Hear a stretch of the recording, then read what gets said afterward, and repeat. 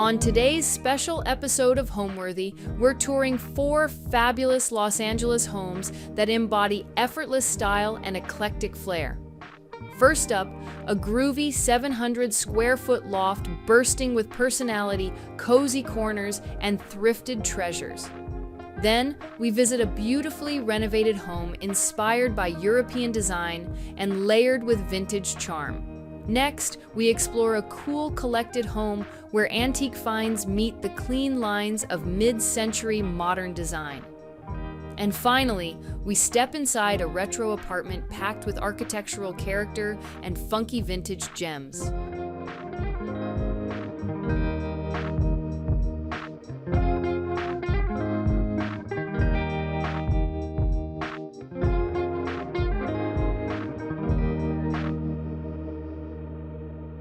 This summer, spend the hottest months of the year in style with Homeworthy as we visit the most extraordinary homes around the world. From the sun-soaked shores of the Hamptons to the classic beachfronts of Nantucket to the vibrant courtyards of Morocco, be sure to subscribe to Homeworthy's summer series to make every day feel like a vacation. You're watching Homeworthy, where we believe every home has a story.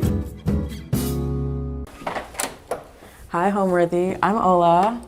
Welcome to my 700 square foot apartment in Los Angeles. Come on in.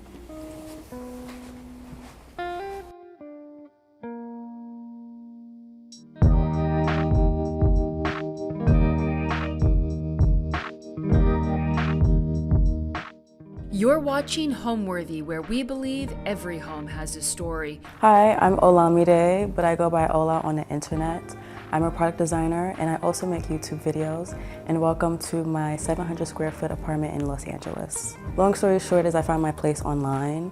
I've been here under a year, and I guess what attracted me to this place is the windows, like the mahogany wood frame, just the bright light in here, the wood floors, the blue kitchen cabinets, the brick wall. There's just like so many interesting, charming pieces about this loft that really attracted me to this space. And the moment that I walked in, I knew that like she was the one.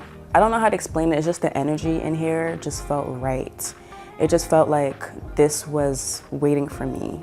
And it just, I don't know how to, I think serendipitous is the right word to say. My design style, I would describe it as eclectic. I like fun, I like bold colors, I like vintage pieces, I like things that tell a story.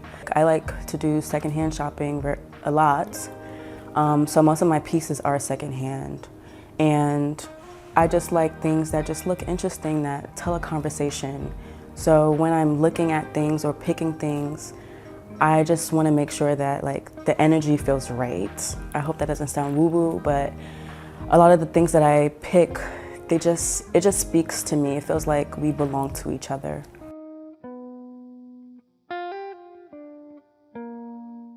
Now we're in the living room area, probably one of my favorite rooms. I'm probably gonna say that for each room, but this is my favorite room, mainly because it's really colorful, it's punchy, it's bold. My favorite piece in here is this couch that I bought off of Facebook Marketplace last year. Immediately when I saw it, I knew that I had to have it. And I just added these throw pillows. Because the color of the couch is this mustard orange stripe, it's vintage. I think it's mid-century from the 60s or the 70s. I can't really place it. Because it's orange, I wanted it to have a complementary color, so that I brought in this blue rug that I bought off of Etsy. And it's a Moroccan rug. It's also another bold piece in my living room, and I just love how they pair off of each other. And then I have these really cute stools that I got from a secondhand store in Silver Lake called Candid Home. Immediately when I first saw these, I was like, I don't want to buy them, but I kept thinking about it for 2 weeks, and I was like, I have to go back and get it. And they're this ostrich green leather, and the owner of Candid Home, she actually reupholstered these. So they're just a fun piece in my space. Some other things that I added are artwork. I have my record player, and then this coffee table.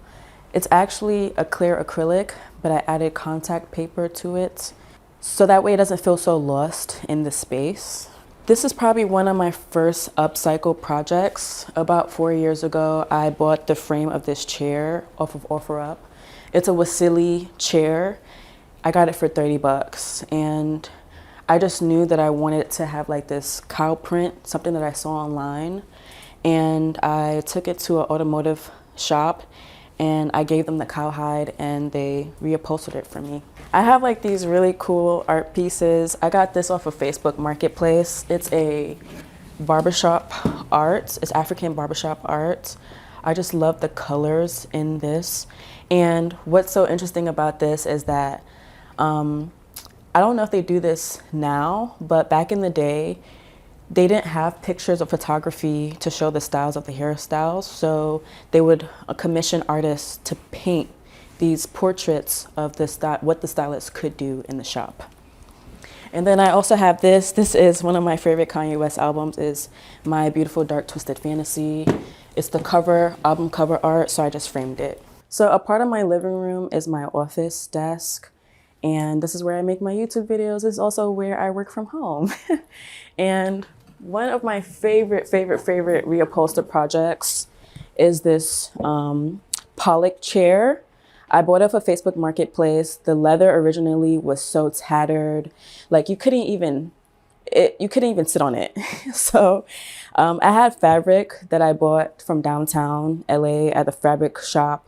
And I took it to a place off of Washington Boulevard and they reupholstered it for me. This is probably one of my favorite projects. I didn't personally do it, but I did commission someone else to do it because it took forever to find someone that could do this chair. And it was just nice. This chair retails for a lot of money and I was able to get a pretty good deal on it. Another thing about my office space here too is some of my favorite plants. I probably will also call all of my plants my favorite plants, but these are my 2 rubber trees. I've had this tree for over 4 years. I've had it and it was like this tall when I first got it. And then this one as well. So I put them together and it just helps create a separation from my office to my dining area.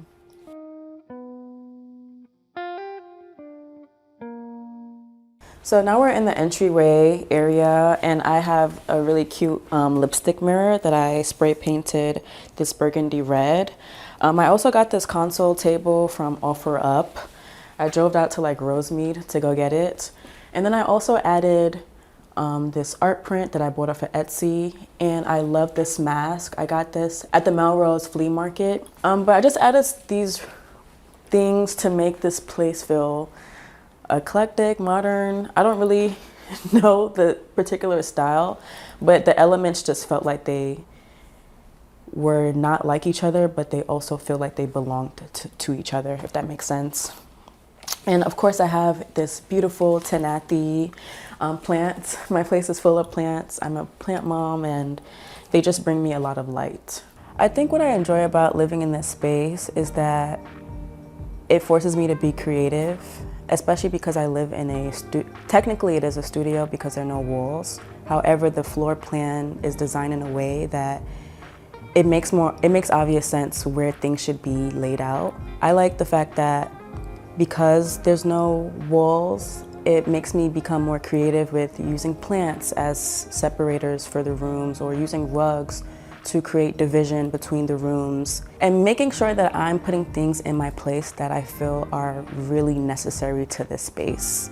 Like, of course I love to add little small things here and there, but it's just nice to think about like if something really serves a functional purpose in this space. And if it also looks great, that's an added bonus. Some tips I have for living in a small space include making sure that you are putting things in your space that you really love. I love function, but I also like for things to be functional and cute or show a side of my personality. So if I see something that I really like a coffee table, and it's not quite there yet, I will upcycle it in some unique way. But yeah, just be intentional about the things that you like and make sure that it serves a purpose in your space. But then also, if you like something and you don't know where to put it, just buy it because you will find space for it. Some challenges that I've faced living in a small space is having a designated office area because I do work from home. My last place, I did have a separate room specifically for an office, but here I had to just like tuck my desk in a corner, and I don't like the idea of putting my desk in my bedroom, so I knew I had to have it in the living room space area. So that was a challenge. Another challenge of living in a small space is just trying to figure out where to put stuff, because I love to go secondhand shopping, and then sometimes I'm just like, I don't know if I really need this because I already have 3 vases. Do I really need another one? But I will get it and I will like put it on my dining room table or put it on my console table, and I like to move things around so the place always feels fresh to me.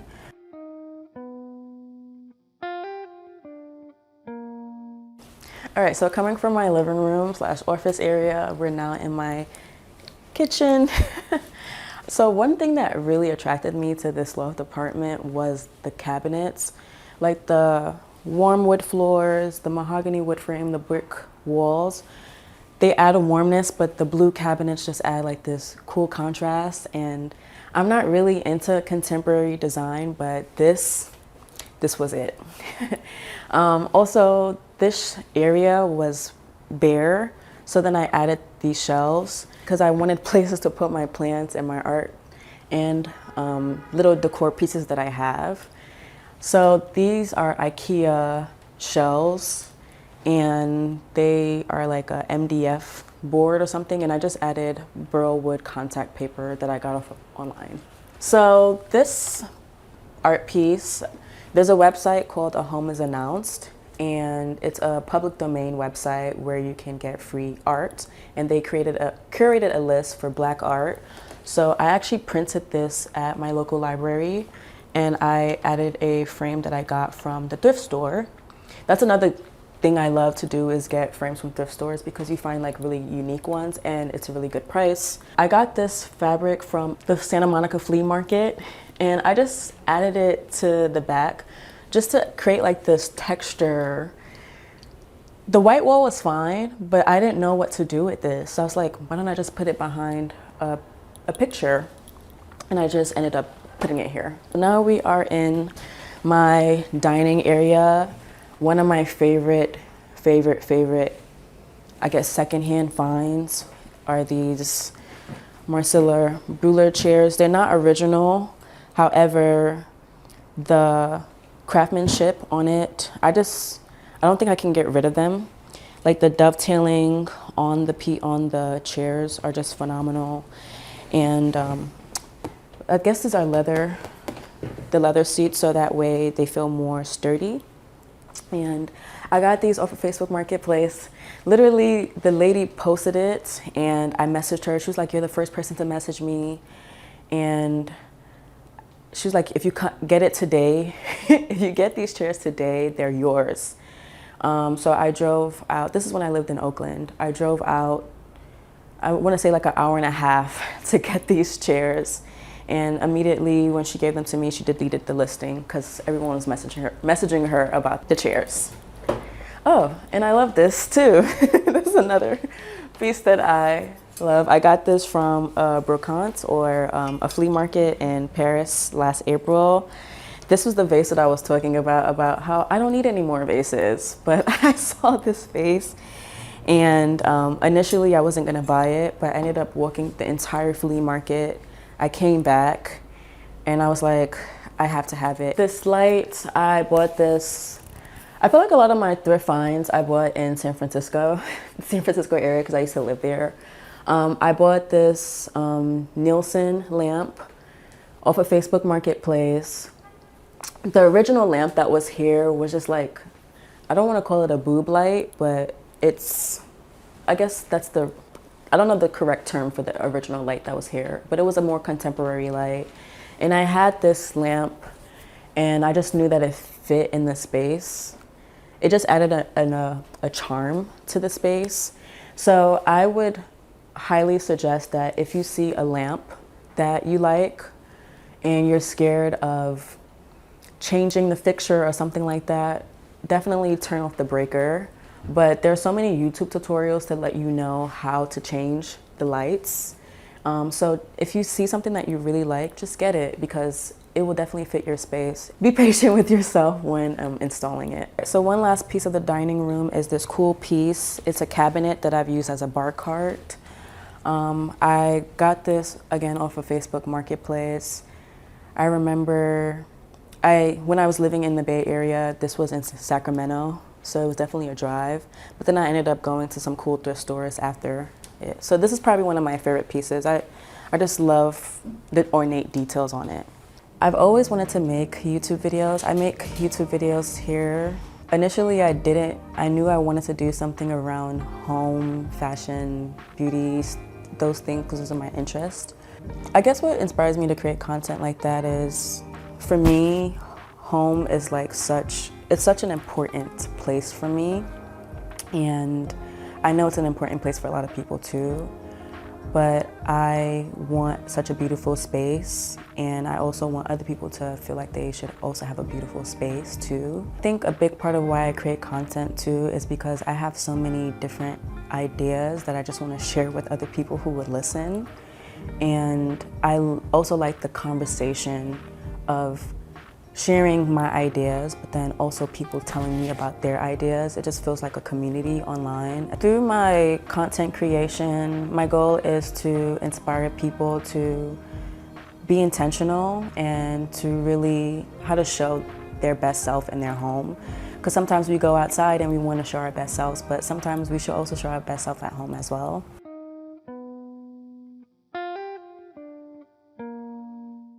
All right, so in my bedroom, my solace, my safe space, I kept it kind of minimal in a sense. So here is this nightstand that I bought from Facebook Marketplace. This is one of my DIYs that I added contact paper. I've had it for a really long time, so now the sun has bleached some parts of it, so it looks kind of muted, but still love this thing.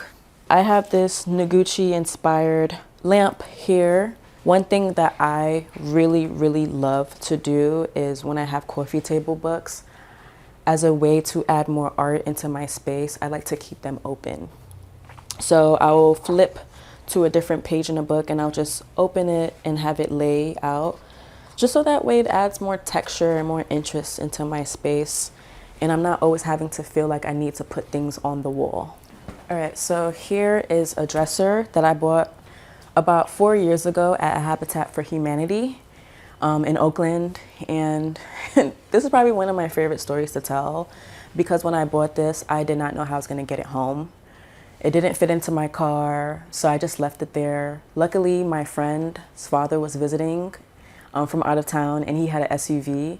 So I literally asked her, I was like, hey, could you please ask your dad if he can help me bring this? And he made it work. And I will never not buy a piece just because I can't bring it home because of that. Here is my lacquer room divider. Probably like a top-notch secondhand find that I got last year. I bought it on my birthday last year at a secondhand thrift store in Pasadena. Originally it was $125, but he sold it to me for $100. It is 2 pieces. It's supposed to be one big piece, but it's 2 pieces, and I just never got around to fixing it. But maybe I will fix it, maybe I won't, but right now I just love how it looks in my space. And I have a lot of disco balls in my apartment, mainly because I love the way light refracts on these balls, especially when the sun comes in. You just start seeing like light speckles all around the space, and it just feels like I'm like having a party at home. And I just love how it looks. So I have this huge one, and I also have mini ones around my space. I think what I love about my home is that I feel safe here. I feel like every time I look at something, I'm feeling like I'm looking at something beautiful. Like I put pictures of my family around. I put beautiful artwork of Black people around, so I feel like I can see a representation of me in my own home. And it just makes me feel so equipped to go outside.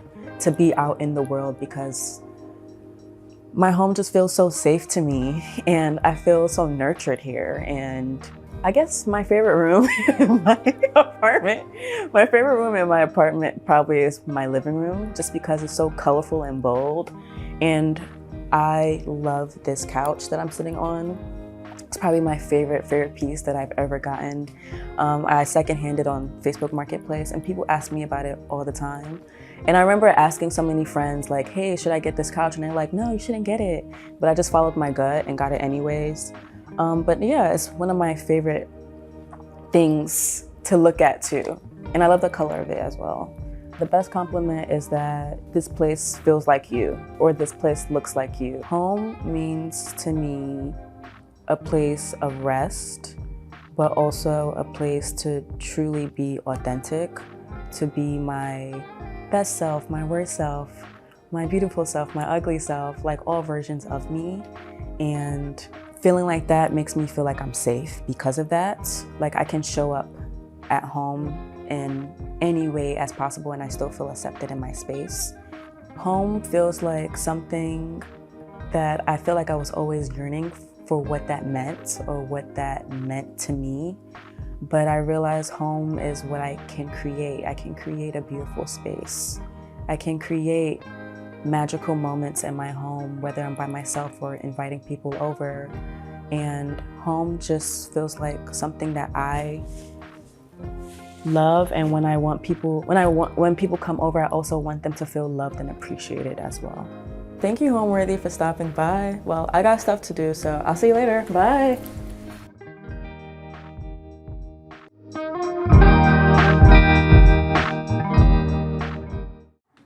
Hi, Homeworthy. I'm Maya.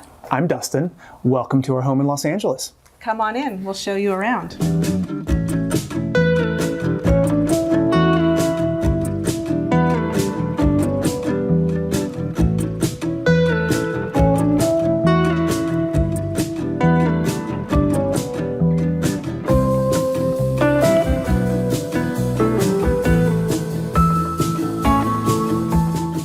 You're watching Homeworthy, where we believe every home has a story. Hi, I am Maya Brenner, and I am a jewelry designer. I'm Dustin Lancaster, and I'm a restaurateur and hotelier. And welcome to our home in Silver Lake, California. We had only been living together for about a year, and we were renting in the Los Feliz area. And our house was actually robbed, and it was such a terrible, invasive feeling. We were already looking for a place to buy, but that really sped up the process in terms of what we wanted to find and move to. We looked at dozens and dozens of places all over the east side. We knew we wanted to sort of be in the Silver Lake, Los Feliz neighborhood, and we looked and looked and looked, and then our broker called us one day and said, there's this house that has been in escrow for several months and it just fell out today. Do you want it? And we raced over here and we walked down the driveway, and we didn't even come to the house. We walked outside and kind of went down to the pool area. And as soon as it was like the space, the exterior space and everything. And then when we came inside, we did a quick tour. It was very 80s, kind of pretty bad. A lot of work. Pretty bad inside. But and you were the one who, because he had redone so many, restaurants and bars. He's that's what I do. I can do this. So I was like, this is it. I think we were pretty quick. We walked out and we called the broker and we said, make an offer now. I think we were the very first people to make an offer right after it fell out of escrow. And we wrote a letter. Yeah, I had 2 kids at the time who were 5 and 8. I had gone through a divorce. I had moved them a few times because we were renting each time, and we kept having to move. And so for me, I just felt like I wanted a place to call home. We were blending our lives, and this was going to be a big step for us. And I think I just poured all of that emotion into the letter, and it worked. We got it. I was married before, I was going through divorce. I was a 42-year-old single mom and didn't know what that meant in Los Angeles for the dating pool. And I went out to dinner with a good friend of mine, Claire Vivier, who's a handbag designer, and we had done a sample sale together. This was 12 years ago. And we went to dinner at Dustin's restaurant, and he came over, he knew Claire. Eleni Oyster Bar in Silver Lake. Yep, he had been a bartender before in the neighborhood and had known Claire for years, and he came over and we said hello, and we remembered that we had had a conversation 2 years prior that we both remembered. At another one of my places, another one of my bars. Yeah, and there was definite sparks, and so I went back in a few weeks later and we had another conversation, and it was just an instant connection. We couldn't really fight it, even though on paper we didn't make any sense. I was 42, he was 32. I had 2 young kids. He didn't have kids. His schedule was like very, late at night, bar, restaurant hours. I got up early with my kids for school.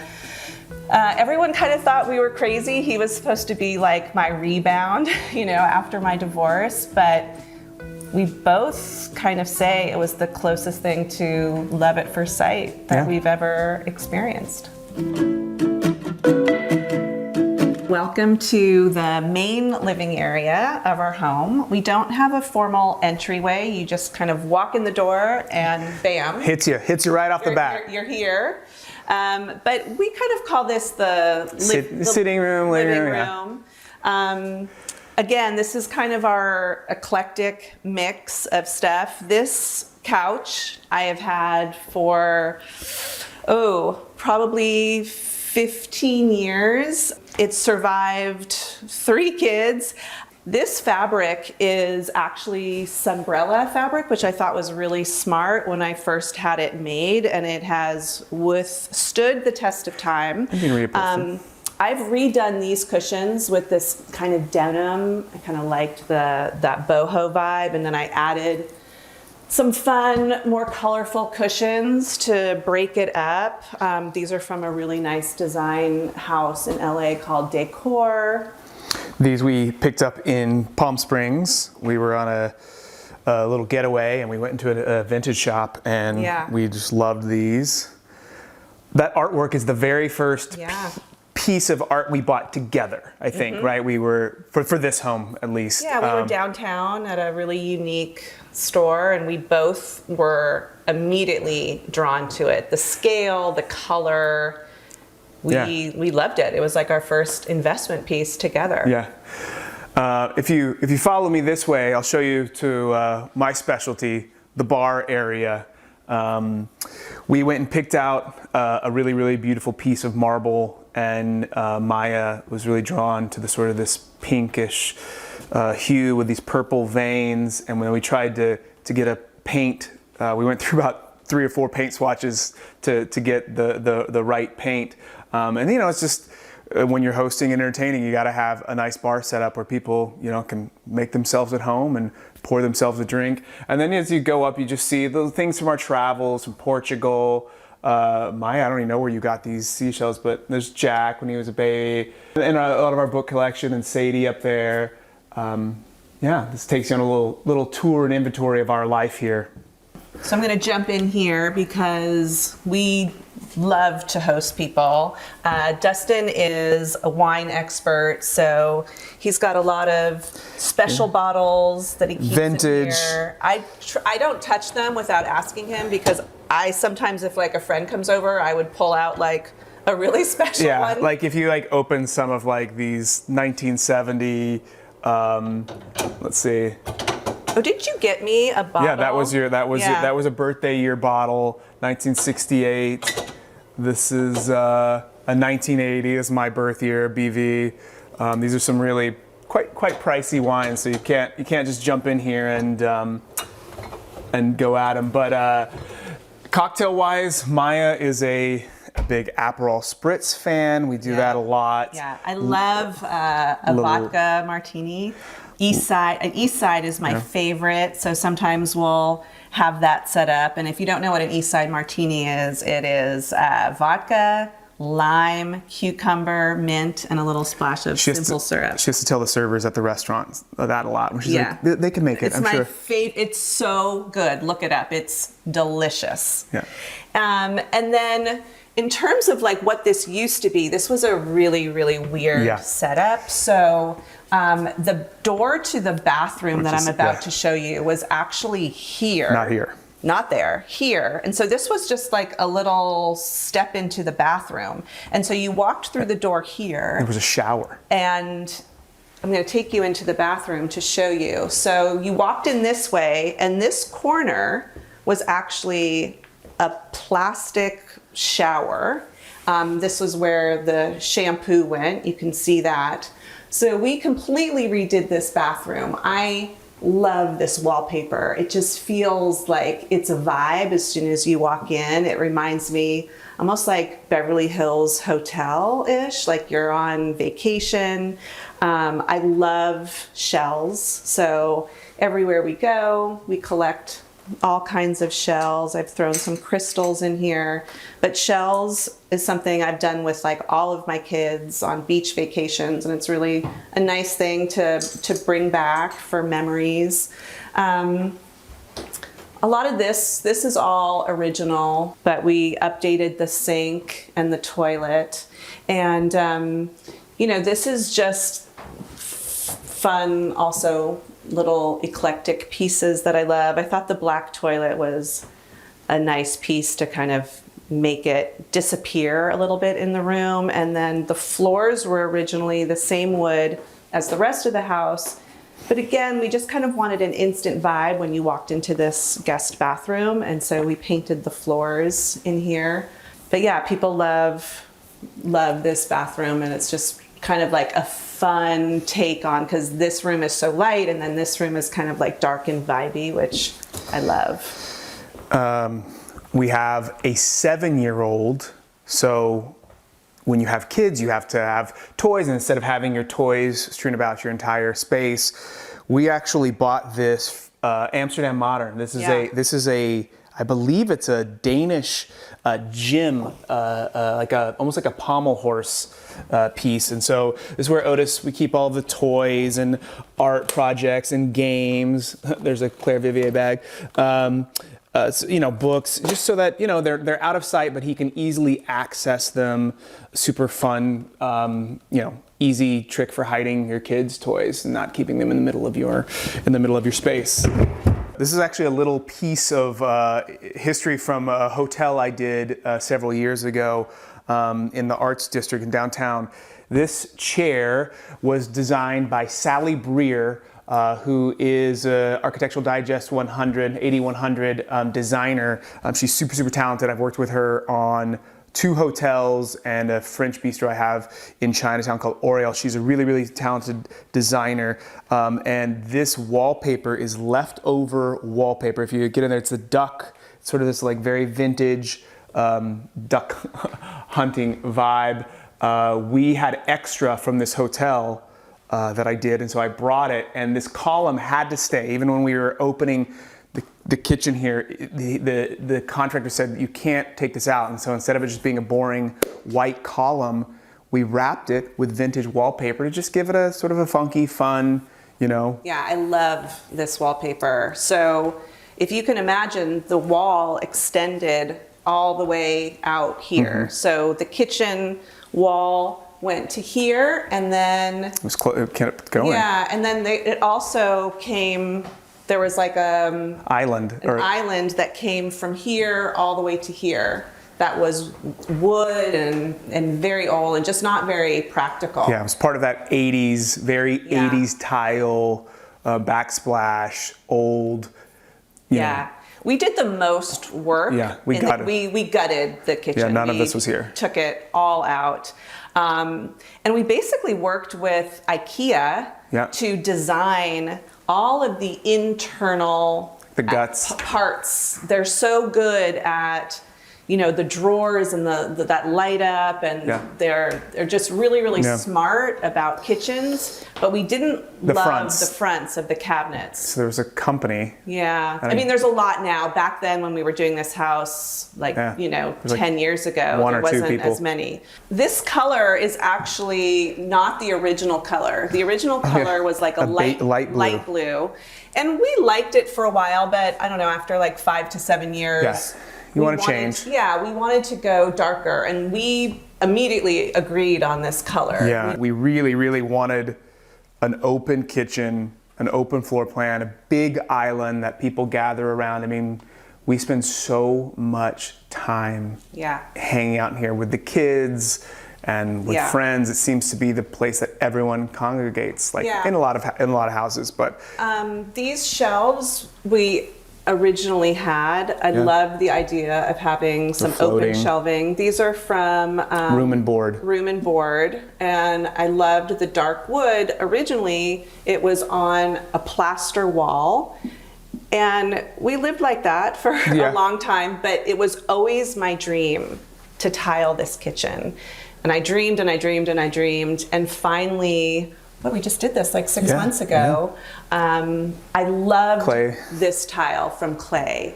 It looks like sequins to me almost, the color and the shimmer, and also the fact that they're so small. These are the 2 by 2 inch, and the way that they install it is without grout. It's like a very like Moroccan, old vintage, like European farmhouse kind of vibe. And like this, I love it. I love the way it turned out.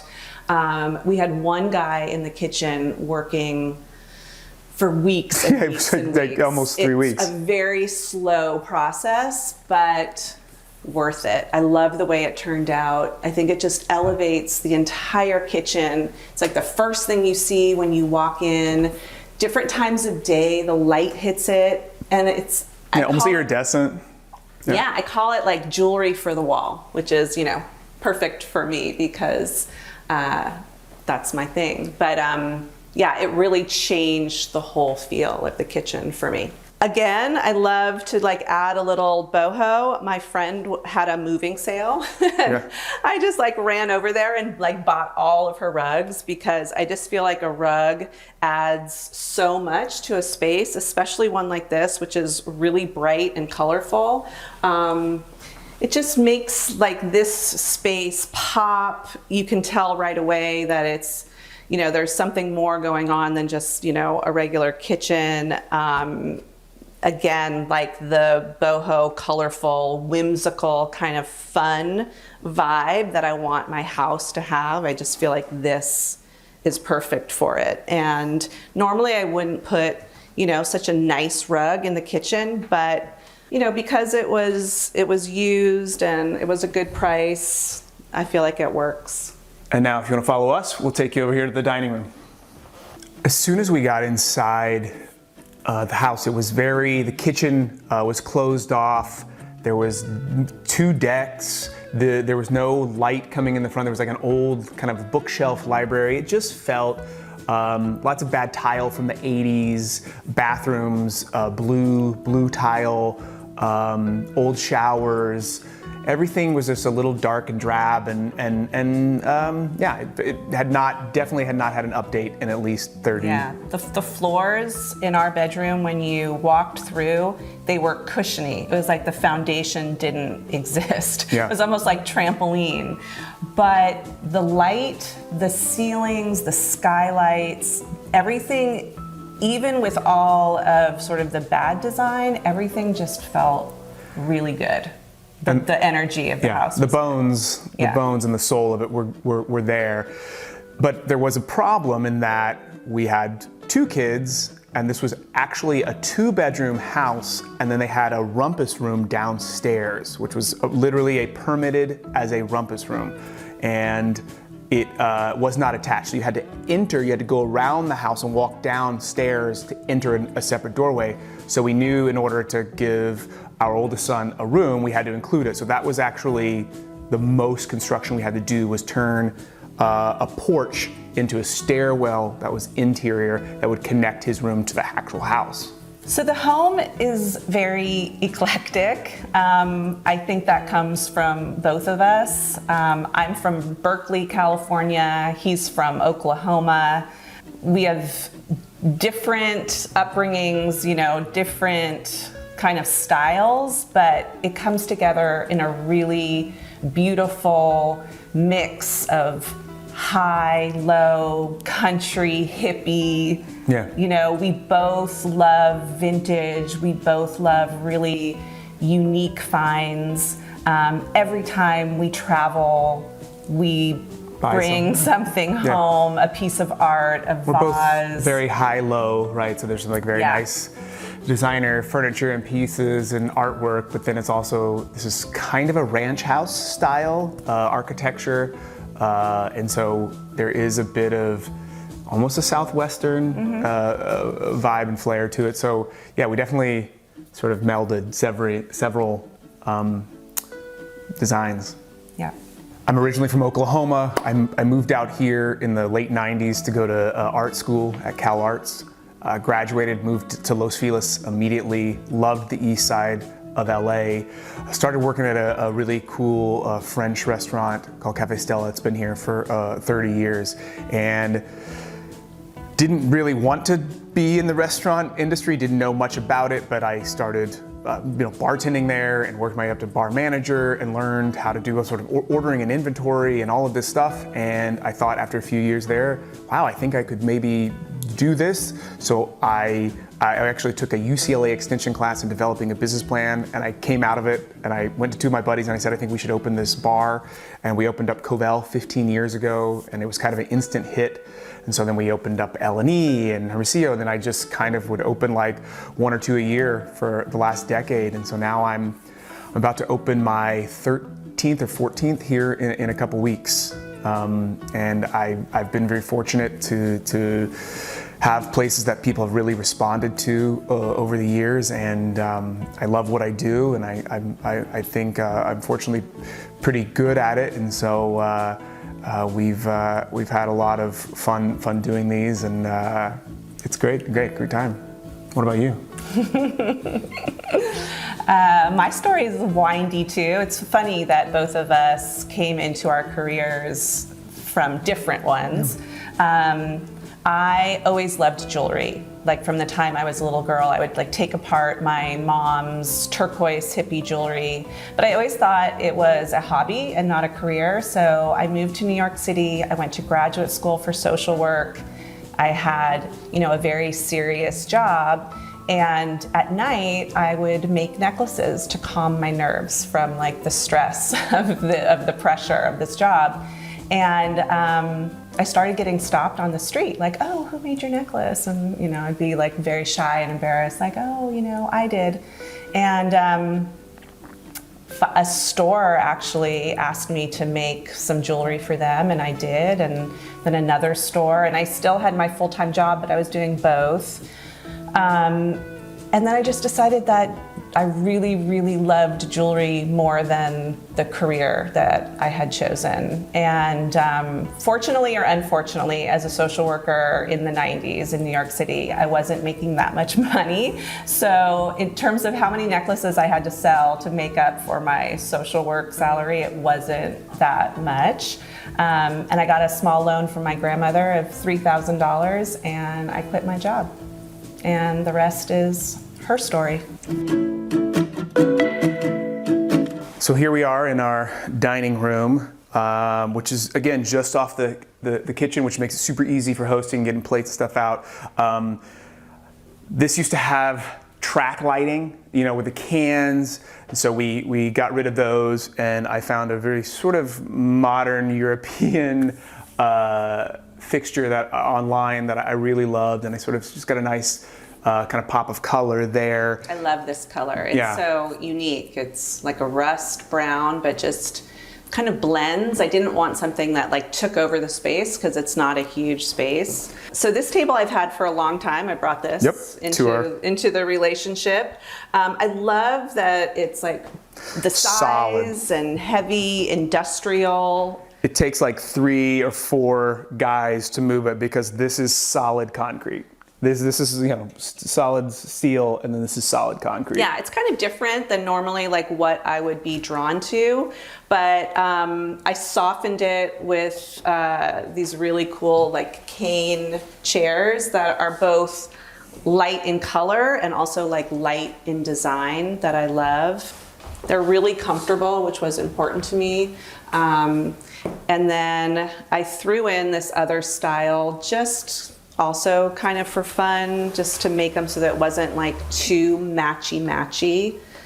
And we spend a lot of time at this table, obviously. Yeah. And again, you know, this table is very sort of industrial and heavy, but I love adding some color and feminine touches. I'm very into crystals, just, you know, being from Berkeley, it's in my blood. And so this is also just like a fun thing for our son. He loves to look at them and touch them and play with them. These are my favorite candles from Flamingo Estates. It smells like heirloom tomato. I burn these all the time. This is another example of just like a fun thing that I saw on vacation and I just loved. I'm just like drawn to the iridescent and the rainbow. If you come over here, this is actually a print from my grandfather. His name was Art Brenner, and he was a sculptor in Paris. It is a print of like a replica of an outdoor sculpture that he made. So if you look at the scale and the size of this is a person, and then this is the sculpture, and this is a close-up of one of the panels. And it's really special to me. He lived in Paris my whole life. I wasn't that close with him, but I feel a connection just in terms of like an artist, designer. I feel like maybe some of that was passed on to me. But there's a number of pieces of his throughout the house that I'll point out. I'm a big like Etsy shopper, and I love things that feel old school or vintage or handmade. And so I found this Turned Down for What, which I just thought was so funny because it's like a rap song, but on like an old embroider piece. And I like things like that just again are just kind of different, whimsical, fun pieces that you wouldn't expect, like the unexpected. So when we have people over, we usually sort of hang out in here initially. Spread We'll both always sides. have cheese. I love cheese. Gotta have cheese. So like cheese and charcuterie, olives, little nibbles, some drinks. Lots of wine throughout over here on the bar. I'm not the best cook. I can make, some simple things. So usually we'll either bring in something from one of Dustin's restaurants or we'll order in, and that way it's not so stressful. You have time to actually like hang out with your guests and not, have to worry about it too much.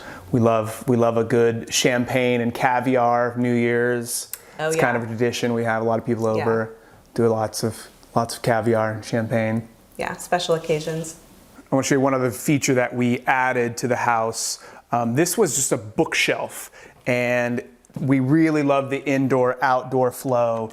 And so we installed these sliding doors on both sides so that you can open these up really easy, and it really makes it feel so nice and warm and inviting to do this here. And it's like, Southern California, we are, and it's kind of like this year round. And you get this beautiful indoor-outdoor, and you can do it on both sides. And it really is just the most comfortable, flow you can imagine. So we're gonna come into more of like the family TV room. We also do spend a lot of time in here. We have the Togo sofa, which low to the ground, easy for the little kids. Not so easy for our moms to get up and it's very down low. from. The pillows are Sarah Sherman Samuel. I love her like fun fabrics. She actually redesigned my office downtown before I moved, and I was really sad to have to leave that space during COVID because I love her style and styling. This is a chair I've had for a long time. This was vintage, and then I recovered it with this Christian Dior like embroidered fabric that I love. I love embroidery. I love things that have texture and color. This is our pizza table. It's really, really special because obviously it's called pizza because Everyone pulls it to them, yeah. Move them around, but I love this piece, and this is like one of the pieces that when people come over, they're really interested in. And it's just like, again, withstood a lot of kids and a lot of eating and popcorn and stuff out here. The artwork, that was a gift. You bought me this Slim Aarons, very, very famous Slim Aarons photo. It was one of my favorite photographers for a birthday or Christmas, I can't remember, many years ago. And this one we loved. We bought this together in Santa Fe, New Mexico. It's so hard to see the detail. You'd have to zoom in so much, but we love this sort of massive print for such a small detail of a cowboy riding a bucking bronco there, but it's a really, really cool piece. Maya knows I had wanted this chandelier. I had been trying to get this chandelier for years, and it's a really, really kind of famous Italian designer from the 60s. And I finally got it last year, earlier this year. And it's a super fun piece, really. I think helps tie the room together. Because again, there was track lighting. Yeah, there's track lighting in here previously. You really didn't like. Not my style, not my thing. I actually am quite a big fan of pink. I had an office that was pink many years ago, but we definitely wanted to, I don't know, give it a little bit of a pop, true accent wall. So we went with just a very, very, very, very light pink. And you can only sort of see the difference when you look in the corner, because when you're staring at it straight on, it kind of just almost blends you in. Almost don't. Yeah, but when you see it in the corners where it changes from the white. And then if you move up here, you can see we also did some wallpaper up here. Again, it was just a white area that we also felt could use just like a fun pop of something. We didn't want it to be too much, and so we found this wallpaper and just loved it. And we feel like it just gives like the right amount of pop. This is a scarf that I found, and I don't really like wear scarves like this, but I thought how beautiful it was. I don't know, I was drawn to it for some reason, and I never would have worn it as a scarf, but I love the idea of framing it and having it be like a bold piece in the room. And again, I love the colors. I love that it looks vintage. It isn't necessarily. And then this is my favorite picture of our family, the kids and us. And I mean, Otis just looks so cute, standing there. He kind of just like brought all of us together. He's just such a joy. And over here on the other wall, we have the fireplace and the TV. This was brick. This was a brick color that we just kind of felt was a little boring. So as original mantle and brick, we painted this white first. Yeah, we did. And it was all white. And then that lived like that for a few years. And then we went with this, it's actually called soot. ironically, S-O-O-T. And we really think that it's just a kind of a fun thing. And then it really gets a nice pop with this brass. I'm not sure, you know, I've had this, people love this, they talk about it all the time. I've had it for years, and I'm not sure its origin except that it is vintage. But it's very, very cool, sort of peacocky Asian motif. And oh, here's another one of your grandfather's pieces. He actually died, and a lot of his estate was sort of spread out. So I have actually like gone online and tried to find some of his pieces. And so I bought this on eBay. All of the crystals are mine. I'm just very much drawn to them. The stained glass was a gift from Dustin one Christmas. Again, I love handmade things that feel special. I think we bought these. Also in Santa Fe. Yeah, in Santa Fe. Again, Dustin and I are just very much drawn to the same art pieces. It's kind of wild that our tastes are so similar. Crystals over here. More crystals.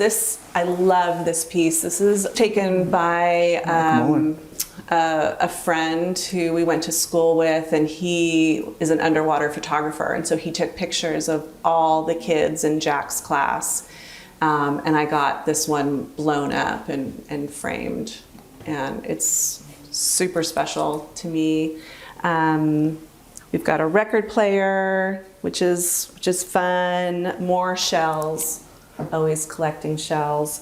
And then if you come over here, I have sort of the biggest crystals that I own, you know, all together. And again, these are just pieces that I'm drawn to. This was a gift from Dustin one Christmas, and that kind of started the whole collection.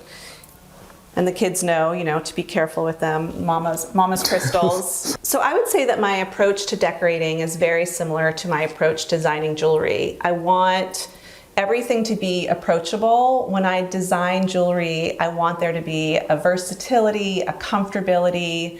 The design that I'm most known for is our asymmetrical letter necklace. It's personalized, and it starts with a position on the side of your neck that's asymmetrical and kind of unexpected and whimsical and different.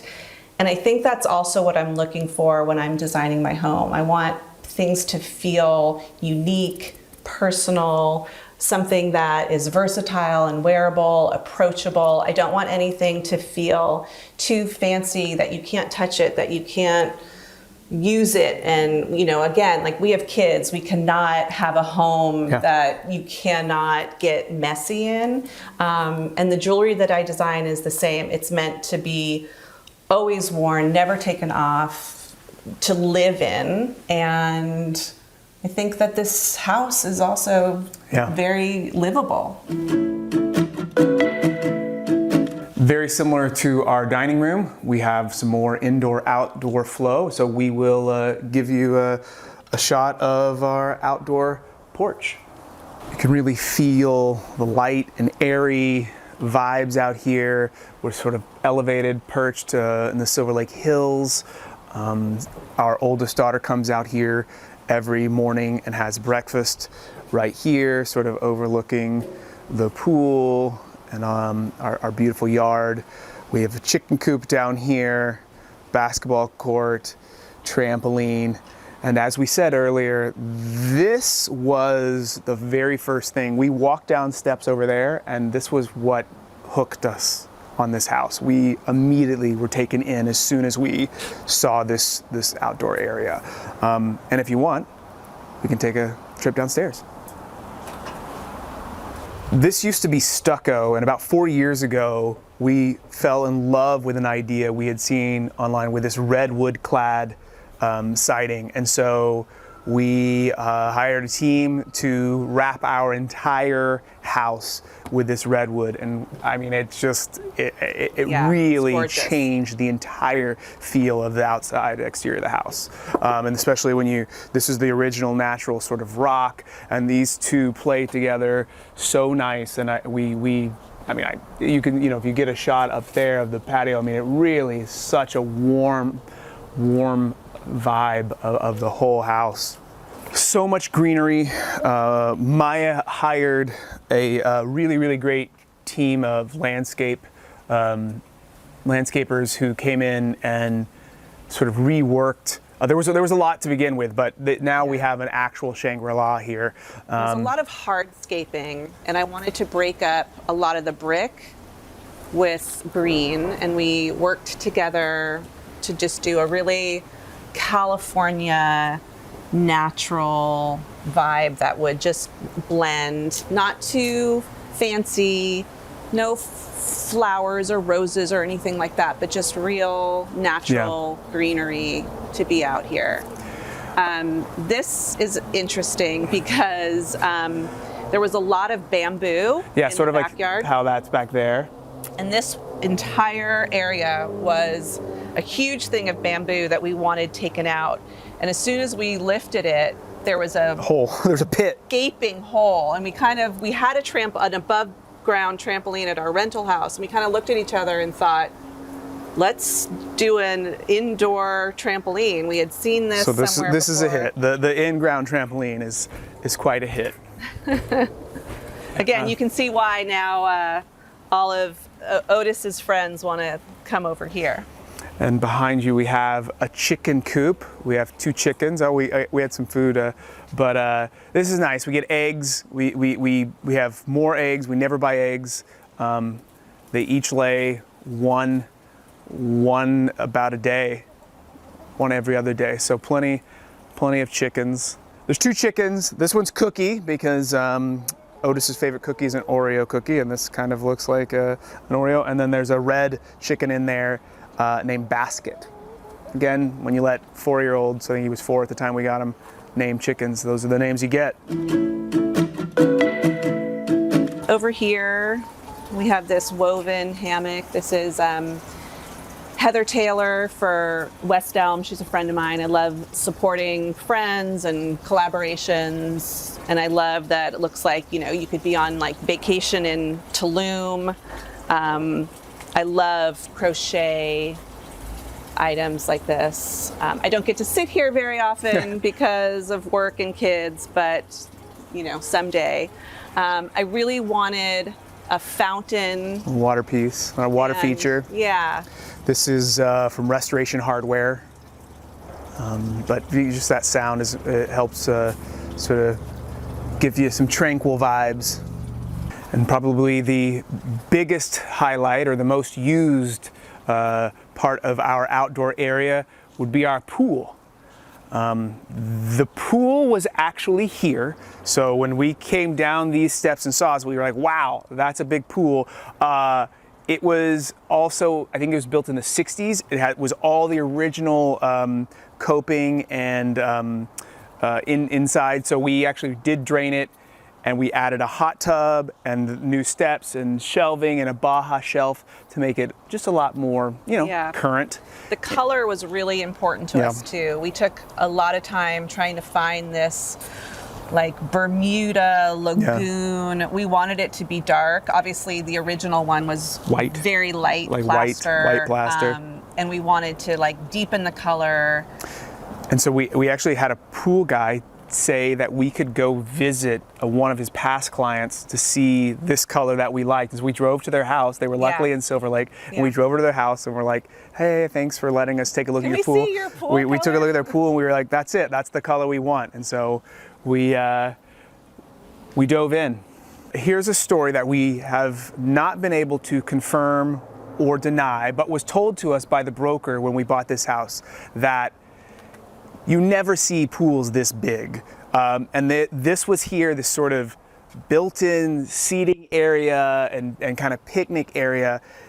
And so this is all original brick in here. And while we're going back in history, we were also told that our house was the first document on record with LA is that it was a hunting lodge in 1910 when all of these hills were just hills and no homes, and this was the very first hunting lodge over here in Silver Lake that they would use to hunt deer I would say for decorating, we both have We each such bring a something. hand in Yeah. it. Fortunately, we really agree Yes. on almost everything. Well. I can't really think of something that we fought about doing this house. He has really, really good taste for a man. I always joke that, like, a lot of times when you move in with a guy, he brings like his, black lacquer TV stand.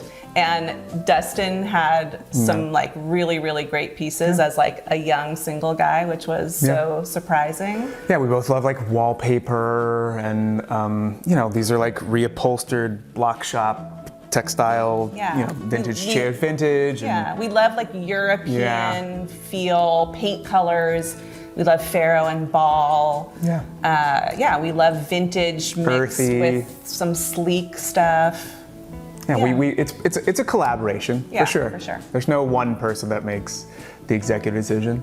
Like we said earlier, when we moved in, it was a 2-bedroom and we had 2 kids and us. So we had to, create the bedroom for my older son. And then since then, we've also had another child. Otis was born 7 years ago. Yeah, so we had to build another room. And so it's really just a lovely place to live. Grow with us and expand. And we have a guest house on the other side of the property for when the grandmas visit or other people in town.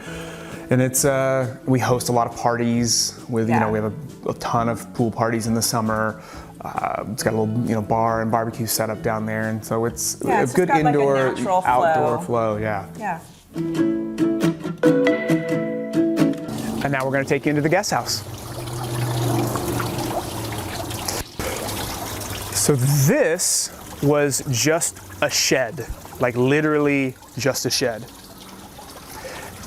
And we turned it into this. It had no windows, no bathroom. It was cut off here, so it was just a square. And I can't believe we actually had people sleep out here. Before it was this? In a windowless, bathroomless. Yeah, I think they used it as a tool shed and we turned it into a guest house. So yeah, as you said, it was a rectangle with no light, no windows, maybe one little, and we had a crew come in and pitch the roof, add this extension, create this tiny little nook. You have here, again, always we love the wallpaper, vintage sconces. We got it. Is it a place called L7? Yeah, on Melrose. The couch. What's it? Chesterfield. Chesterfield sofa. We bought it on Craigslist. Yeah. Yep. This is again block shop textiles. We love their work. Have to have the massage chair. Massage chair. It is. It's a hit. People love. We've had parties before. And we'll lose a guest for a little while. We'll come in here and find them sitting in the massage chair it's a good for the last 30 minutes. This is actually Rejuvenation, but Rejuvenation has a vintage collection. And this was so there's just one-off vintage collection. And this was, I don't know, we felt kind of like spaceship orbital. And we loved it for sort of this pine wood ceiling. And this was an interesting choice for us. We wouldn't normally carpet, like wall-to-wall carpet, but we wanted the room to feel a little warm, almost like a hotel room studio. And we loved this color. And again, we used the same window person as inside for some of the other details. Again, we wanted it to feel a little special, European. And then lastly, we have the bathroom that we fully installed, restoration hardware, sink vanity, and then we tiled and a little custom tile job with the chevron pattern. And that's it for the guest house. You're welcome to come stay anytime. And now I'll let Maya show you the bedroom. All right, now I'm going to show you our primary bedroom. We didn't do too much work to this space. We added the wood siding and painted it white just to kind of break up some of the wall space. This is a vintage bench that I had recovered in silk stripe. It's kind of been in every different room in our house, including this one. This is a collection of just everything that kind of represents me. The color, the shells, the crystals, each of these pieces collected either on vacation or, picked up somewhere special. My mom actually made this from driftwood. She is super creative and loves to craft. The watercolors are my best friend from 6th grade. Her sister made those and I loved them. The stitching is from a friend of mine who makes these really clever vintage feeling things, but with really amazing modern day sayings. And I loved that piece. So our bed, the linens are a mix of parachute, home, and Moro soft goods. The room tends to be a little dark, so I love using light linens. Dustin and I share a closet, and that transition, we couldn't really have a door here just because of where it's set up, but we didn't want it wide open, so we found these like saloon doors on Etsy, which I thought were kind of fun. So follow me into the closet.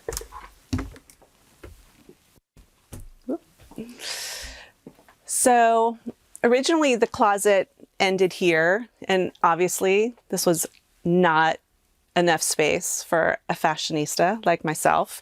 So we had a little extra space behind the house. So we actually built this room, and I had California closets come in and we designed it together.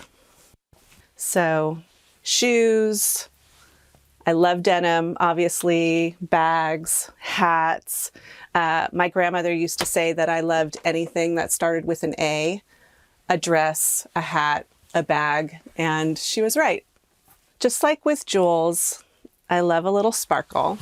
So I love a sequin dress. I just wore this to the Sphere in Vegas. It was super fun and amazing. And I don't really wear a lot of heels or fancy shoes, but I do have these Gucci gold shoes, and I feel like they're just the perfect shoe for me. They're not too high, they're comfortable, and gold, of course, for me. Who doesn't love gold? So coming from the closet, I'm going to take you right into our primary bathroom. We completely redid this and gutted it, added the shower. The tub is from Signature Hardware. The vanity is custom. We did the tile not in any kind of pattern. We wanted it to feel random, which it is. And then this area over here is my jewelry. I kind of have jewelry everywhere, all over. So obviously I'm a jewelry designer. I have a lot of jewelry. I keep a lot at my office, but this is my collection that I personally sort of rotate each day. This is a great organizer we sell on our website. Bracelets, rings, necklaces. I have a few necks for display. These are travel cases. I always travel with these, and so I keep some jewels in there and little trinkets and trays. And each thing is just, again, like kind of a special piece that I've picked up here and there. The most special pieces to me right now are my crystal collaboration. This is called the Retreat necklace, and I designed this with a good friend, Abigail Spencer, and we're both really into crystals. And they come in different colors, and then each crystal has a different property that is meaningful or has like a connection to the person wearing it. And I just feel such a connection to it. This one's called In Flow, and I've been wearing this one a lot, and I use it as kind of like a touchstone throughout the day to just remind me to breathe and calm. She came up with a really fun tagline that says, a crystal necklace so every day can be your retreat. And then we call it a piece to protect your peace. Okay, and now, last but not least, my very favorite room in the entire house. I call it my sanctuary. And this room initially did not exist in the house. If you were standing here, you would have been outside in the front of our house. But when Otis was born, we didn't have a bedroom for him. So this was initially built as a nursery. It was the perfect size for him, crib, changing table, but obviously it was off of our bedroom, so not ideal once he started getting older. So when our oldest son went to college, we kind of rotated everybody's rooms. And then this was kind of like a home office slash hangout room, but didn't really have any special aspects to it. And so I came up with this idea to cover the entire room with fabric after seeing this at a boutique in Paris. And I just fell in love with it and I couldn't stop thinking about it. And so I set about trying to find somebody who could help me bring this vision to life. And I found Joanna Williams in LA. She has a store and she works with lots of fabrics and different types of materials. And she was super excited to work with me. And so we picked out this fabric. It's from Schumacher. And it just has this kind of like beaded, woven design that I thought was perfect. I didn't want too small of a repeat pattern. And I wanted it to feel like a cocoon. So if you close these curtains, you're just surrounded. I needed to pick a fabric that I was never going to tire of, and this is it. And I basically covered as much as I could in this fabric, including these sconces that were from West Elm. They were just white originally. The chandelier is from Rejuvenation. Same with the table and the pillows. They worked with me a bit on the room. And I love, again, it just feels like jewelry for the home with the gold accents.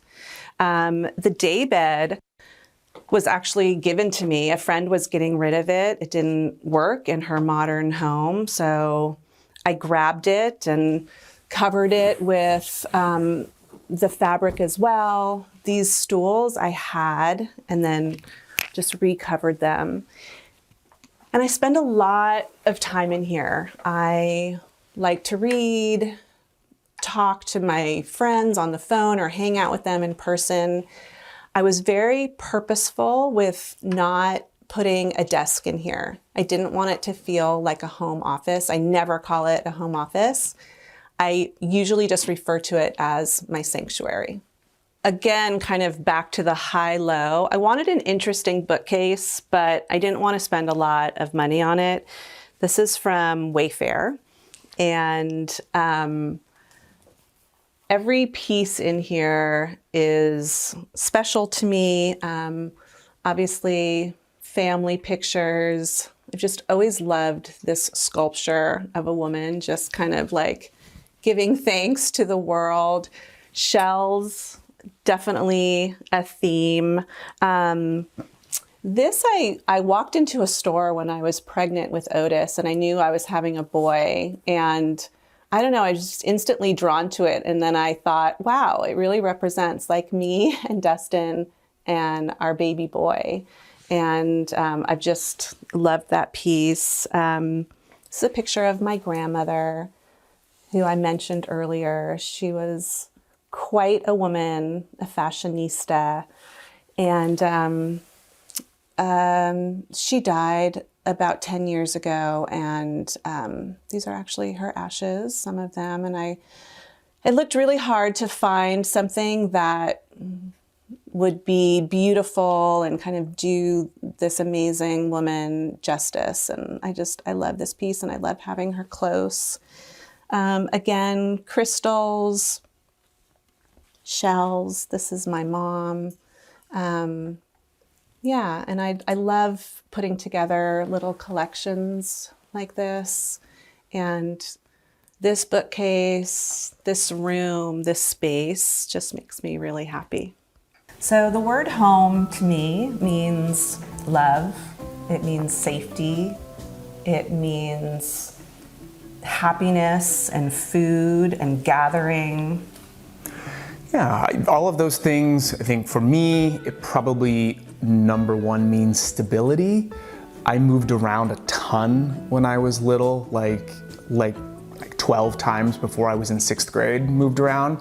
And I think that you don't realize it until you're older, an adult, and it's like I want stability for not just us, but also for our kids. I think it's really important and nice to be able to have one place that you know feels like home and means that to you. So that's kind of what it means to me personally. Yeah, and I think that we make our home very open and welcoming and inviting.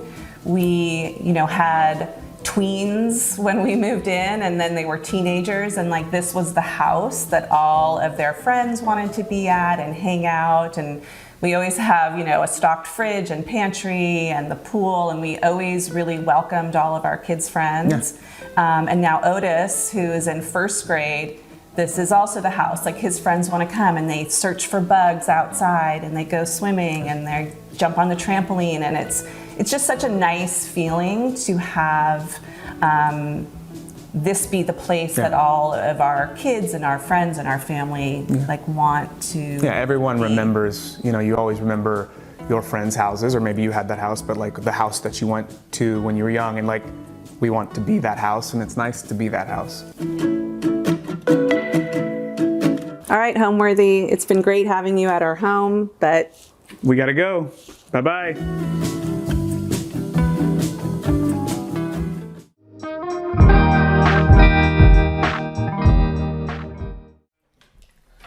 Hi Homeworthy, I'm Robert Gigliotti, and welcome to my home in Los Angeles. Come take a look.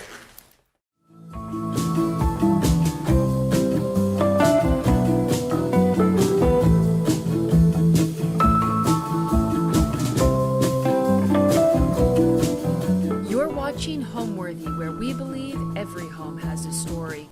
Hi, I'm Robert Gigliotti. We're in Los Angeles, California, and I am a model/content creator.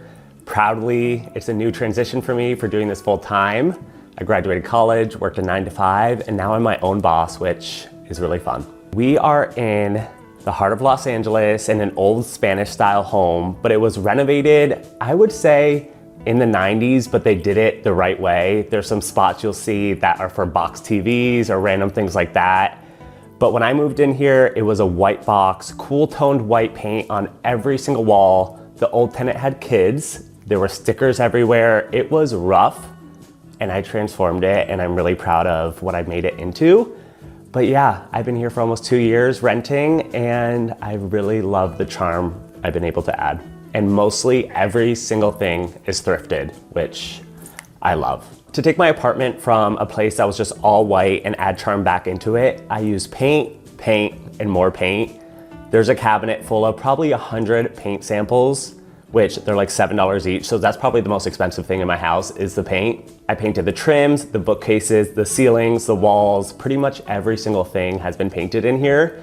And I really love that, as well as swapping light fixtures and just bringing in new pieces, old pieces, and just things I really love.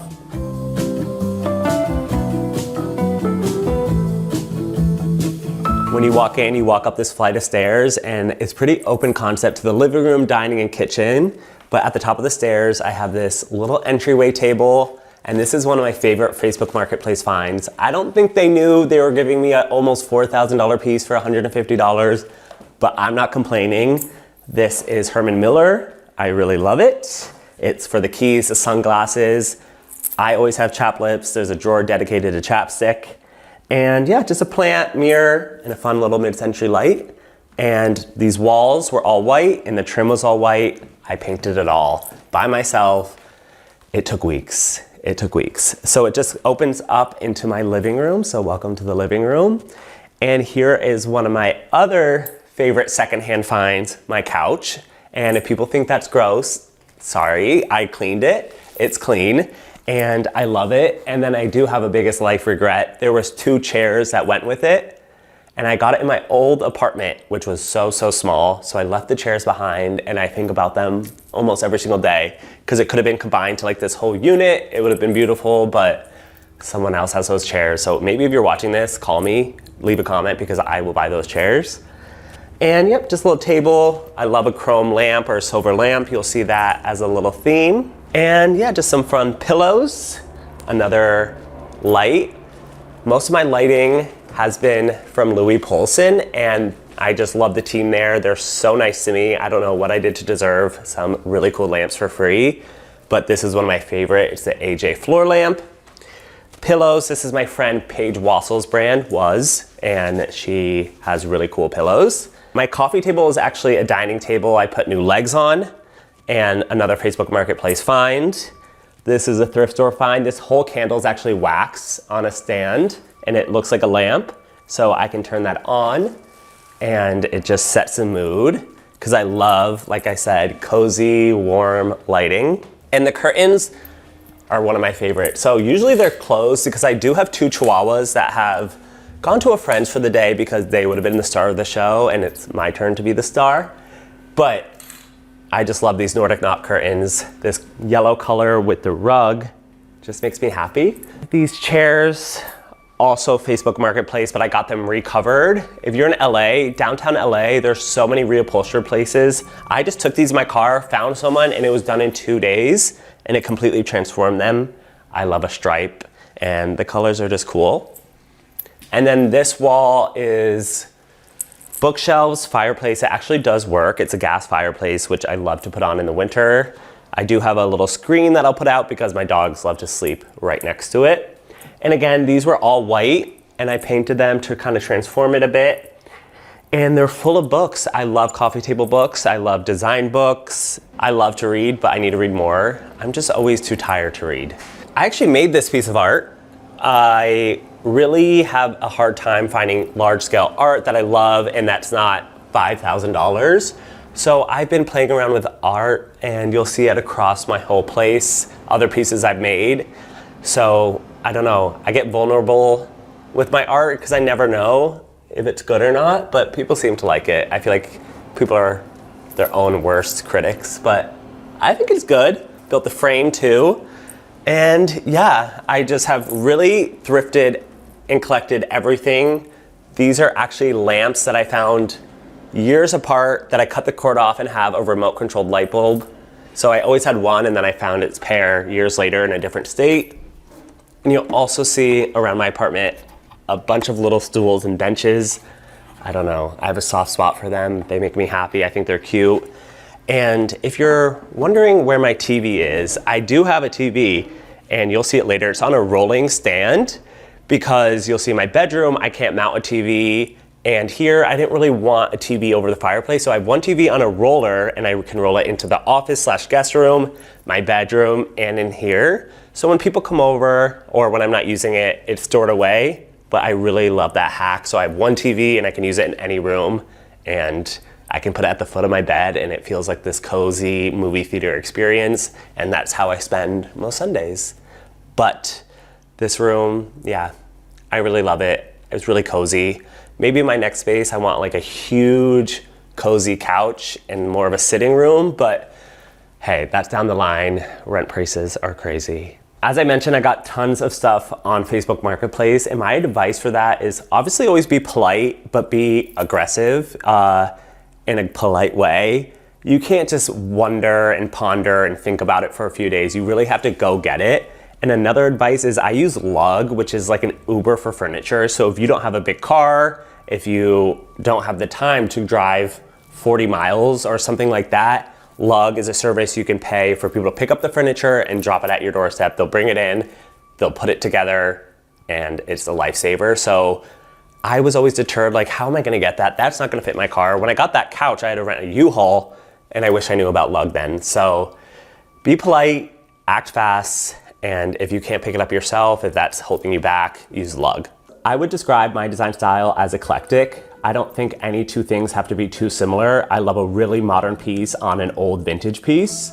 I really love to combine different styles. I love things that are really modern, mid-century modern, but I also love really old antiques. I also have a lot of thrifted ceramics. I feel like if you just shopped all at one store, your personal style wouldn't be elevated or the way you like it. It's gathering things from travel, thrift stores, home stores, and just really taking things you love and making them yours. Some of my social media is commenting on bad home style or different home styles or just overly trendy, mass-produced styles. You might recognize me from them. So since I dish it, I can take it. You can leave comments if you want, but I kind of just do that to encourage people to be more authentic to themselves, not follow trends. It's like the fast fashion of home. It's just not sustainable and people are swapping things out. And I've learned from my own mistakes. So I kind of make fun of myself and apply it to my content. And it's just kind of to motivate people to be more individual, really go after what they like, not what everyone else is doing, and take it easy and slow. I think people just try to have everything done in one day. I've been here for almost 2 years and I hung up a painting this morning. So everything takes time.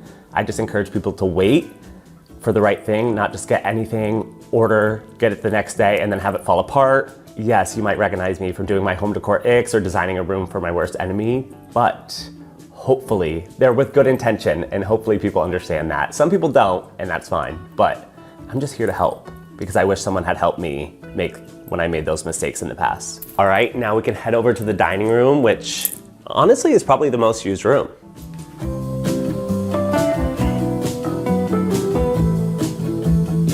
Okay, here we are in the dining room. And this room, like I said, gets used a lot. And I think maybe because it's actually the center of the home, it's between the kitchen and the living room. And I really love it in here. Something I love about it is my ceiling that I painted this warm cognac color. I mean, it's actually called warm cognac. That's just also a great way to describe it. I had originally painted my hallway this color, and I painted the walls and the trim. I was actually inspired by this house called the Schindler House. It's actually in Los Angeles. Those mid-century modern screen slider doors, they're usually fabric with wood trim. So that is how I came up with the wall color and trim, and I thought the ceiling needed something. So I painted it this bold color, and I'm super happy with it. And also my newest addition is this another Louis Poulsen light. I thrift a lot of things, like I said, so sometimes things can feel too much too old or too one style. I love to bring in a modern touch, and this bright white modern light transform this room. Usually I'm uneasy about design decisions right away. Like I'm like, did I do the right thing? Should I have kept it that way? Should I have kept the original light? But this instantly, I was like, I love it. I'm so happy. Yeah. And this table, we sit at it, we play games, we eat dinner at it every single night. We have friends over. I love to host people. And there's always a chapstick nearby, a good candle. This is actually a fun little lighter with my name engraved on it. Like I said, I like everything to be cute. This was my grandma's lighter cover, and I just think everything can be a little moment. My chairs are all, again, Facebook Marketplace, 3 different times, like 3 different purchases. I didn't get them all at once. Actually, pretty much years apart. So I really love them. This is probably my favorite chair I have. I think it's just so cool, and it's really, people are probably like, that's so uncomfortable. But it's not. It's good. And it all sits on this gorgeous chocolate brown Nordic knots rug. People on the internet, on my TikTok, love to comment how I love the color brown, and I love a solid brown rug. And this is the best of the best. And in this corner, we have a photo taken by my partner, Rodrigo, and we framed it. He's a great photographer. He sells his photography. And I love to put his art, and that's collaborative, and he's so talented, and I think having personal touches makes your house yours versus just getting something that everyone else has. So some candles set the mood. And then this is also one of my favorite pieces of art. It's a framed picture of my mom's childhood kitchen right alongside my kitchen. Thrifted frame, just a photo of her kitchen in the 60s, and it's really special. I love my mom. She's my best friend. And over on this side, we have this credenza, and it stores some blankets. I love blankets, but my chihuahuas love them more. And this is, again, more coffee table books. We have a beautiful AC unit. We're gonna keep it real. I don't have air conditioning. And my other windows are shutter system windows. So this is one of the only windows in my whole apartment that can have an AC unit, and I run hot, and that thing gets good use.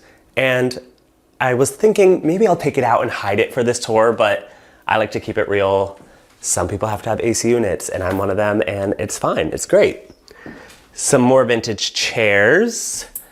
This one I actually thrifted recently, and when I was taking it out of my car, I noticed my initials were engraved on it, and it was perfect. And I love the look of it. It has 3 legs, some dog toys, of course, and then this is another piece of art I made that I'm experimenting with, adding fabric. I dyed all the fabric, cut it, I sewed into the canvas, I did some paint, pastels.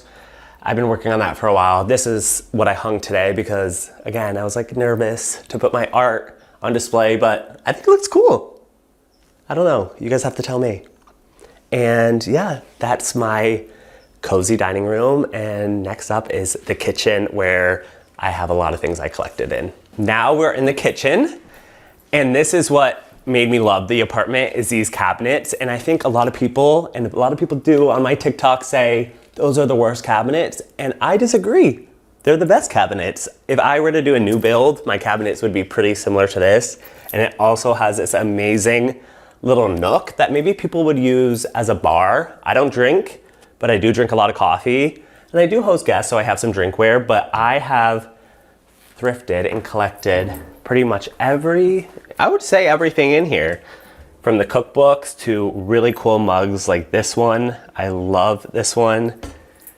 I mean, how special is that? I think this was $1. I don't know. There's just so many in here. Probably too many, but I'm always giving them as gifts. I just got this one, and this is going to my mom when she visits. I know she'll love it. And yeah, it's full of a bunch of stuff collected from Mexico City and then mostly LA. But when I go to like any location, I'm looking up at the thrift stores and I'm packing them in my suitcase, wrapping them in socks and bringing them home. This was a recent find, these blue.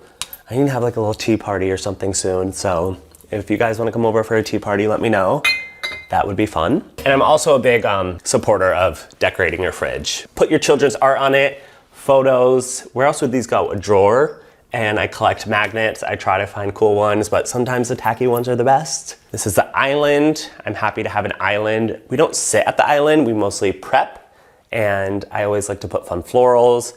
I love fruit. Like I said, health is wealth. I love to always have some fruit. And again, a good smelling candle. This is Boy Smells. Yeah, this one's really good. And over here, these floating shelves came with the apartment. I did paint the walls green, but again, this is more ceramics I've thrifted. Eventually, when I build my own kitchen or my final home I'm gonna be in, which I don't know, I change my mind a lot. I just want shelves full of different ceramics I've thrifted or gotten. Again, Mexico City, but most of this is just LA thrift stores. I used to live in Colorado, going to Colorado, small towns, Arizona, Santa Fe, different places in California. Anytime I do a road trip, I look for Goodwills. I stop, I take the time because you really never know what you're gonna find. And here's a little baby photo of me. Love the stripes. And yeah, I have a lot of baby photos of myself. Eventually, if I have kids, I'll maybe swap them out. But again, the personal touches. What else would I put in that frame? I love stainless steel kitchens. If this was built by me, I would have the countertops and backsplash be stainless steel. But I recently found this on Amazon, believe it or not. And if you have a countertop you don't love, you can put these on and I prep food on it. And again, just some more mini chairs. Love them. My dogs drink out of this stone quartz bowl. And yep, they have to have a cute dog bowl too. This is really chic. It's really heavy too. My boyfriend, Rodrigo, loves to bake. We have a KitchenAid hidden, but yeah, he loves to bake. We cook pretty much every single night. LA does have a lot of good restaurants, but we're always in here cooking. We sit at the table. He's always in here baking. I should have had him bake some stuff for today, but I didn't want him making a mess. I am a clean freak. I'm a Virgo. I love things to be clean. I love things to be organized. Organizing is like my dream activity on the weekend, and cooking and baking is his. Getting into modeling and design was always a dream of mine. I grew up in Connecticut, and I actually was not the healthiest child. I never played a sport, and I never really saw myself being in front of the camera. I always wanted to do hair or interior design. I actually have a cosmetology license, but growing up as a queer kid, I kind of hid all my passions as a fear of being made fun of. In my small town, everyone kind of just went to a really good college, worked in business, wanted to picket fence. That was a goal, and I thought I had to be like that. But my mom, she worked in design. She always wanted me to blow dry her hair. She motivated me to go to cosmetology school. We started flipping house projects together, and I kind of just got inspired to be myself, went on a health journey, because health is wealth. It's not even about the way you look, just being healthy is key for everything. And I moved to LA trying to find a job in interiors, started making content on social, and it kind of just fell into my lap, and I'm really, really lucky and happy and excited, and it's still new. It hasn't even been a full year of me doing this full time, so a lot more to come. Now we're gonna go through my warm cognac hallway to the primary bedroom.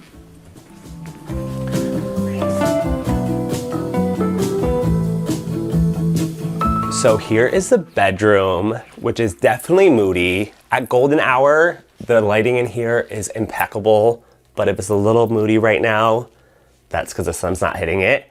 And because behind my bed, I have this huge curtain wall with a really cool gold curtain, because the layout of this room, you'll see the built-ins after, there was nowhere to put a bed. So I did have to cover a window, which I think a lot of people disagree with, but I love the curtain wall. I think it's cozy and moody. And as I've gotten older, I really only come in here to sleep. I don't hang out in here. I used to just be a person that's always in their bedroom, but my dogs hang out in here more. They'll unmake the bed and go under the covers and sleep there all day. And this is a big king bed. We're 4 boys with the dogs sleeping in here every single night. So a king was essential. And it's this nice green leather. And then we have these bluish stone nightstands. This room again is small, so I had to find a really small nightstand. I don't really need storage in them. I have the bathroom. There's a little cubby. I keep my eyeglasses, some chapstick, and again, Louis Poulsen lights. 2 art pieces made by me. And then on the other side, this artist made this for me, and it has some fish on it. I hope we can see it. And on this side, we have some doors to a Juliet balcony to my backyard. So usually there's a shadow that casts of this whole iron gate in the room. It's really cool. And then this is the closets. These built-ins were here. They were covered in little kid stickers, and I had to take them all off. And I think this square, was for a box TV. And I didn't really know how to style it, so I thrifted these boxes. This one's actually my dad's. I'm a junior, so we have the same initials. So he gave this to me, and it's just full of little pictures and cards and love letters. And recently in LA, there was fires, and I had to evacuate. And really all I took were some clothes and these boxes, because they're full of all my personal memories. But yep, keep the clothes in here.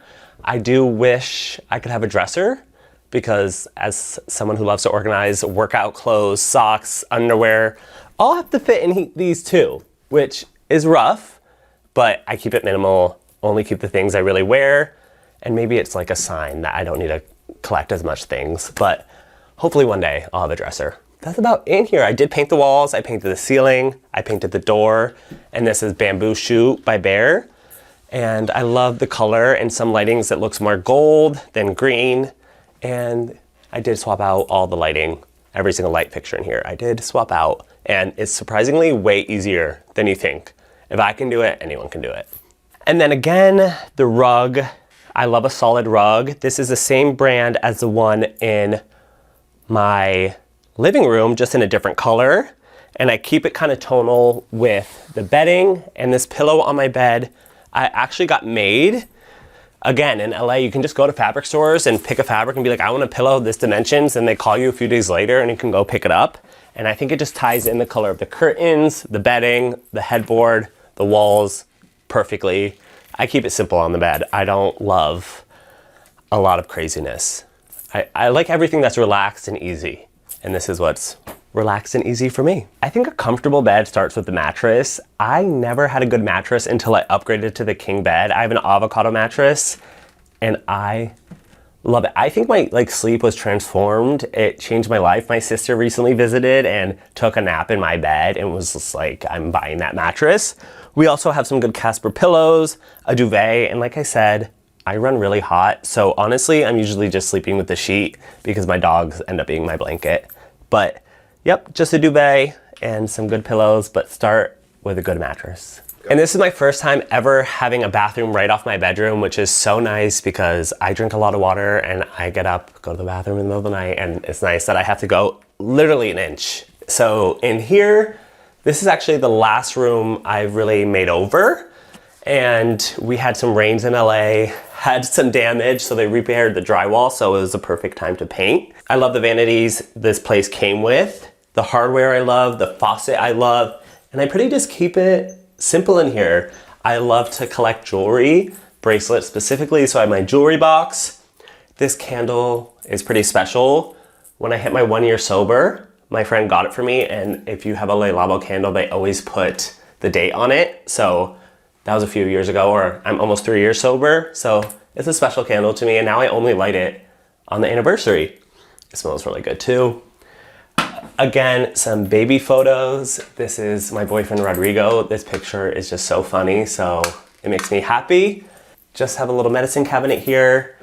Again, just this one is really simple. I wanted one room to be bright because I do content creation. So if I want to do a little skincare video, I do it in here because my other bathroom, super moody. And one thing I do that, saying do in the bathroom, but I don't have real bath mats. These are vintage rugs from Etsy. I've never had a problem. They've been way more absorbent than any bath mat I've ever used. And once in a while, I'll take them in my backyard, hose them off, let them dry for a day to clean them. And I love the way it looks. How much cuter is this than a real bath mat? And I am so lucky to have 2 bathrooms, so I don't ever have to fight over it. And I love to have guests. So this is my moody bathroom. Yeah, so this bathroom is painted color drenched. So color drenched is when you paint the walls, the trim, the ceiling, the walls. I already said the walls, but all the same color. So really going for it. You don't always have to do the exact same tone, but I really tried to paint every inch of it. And I went with this dark brown. I originally went with like a chartreuse gold color, and it looked really bad. I guess I was really inspired by the bathroom doing yellow and brown, but I love the brown.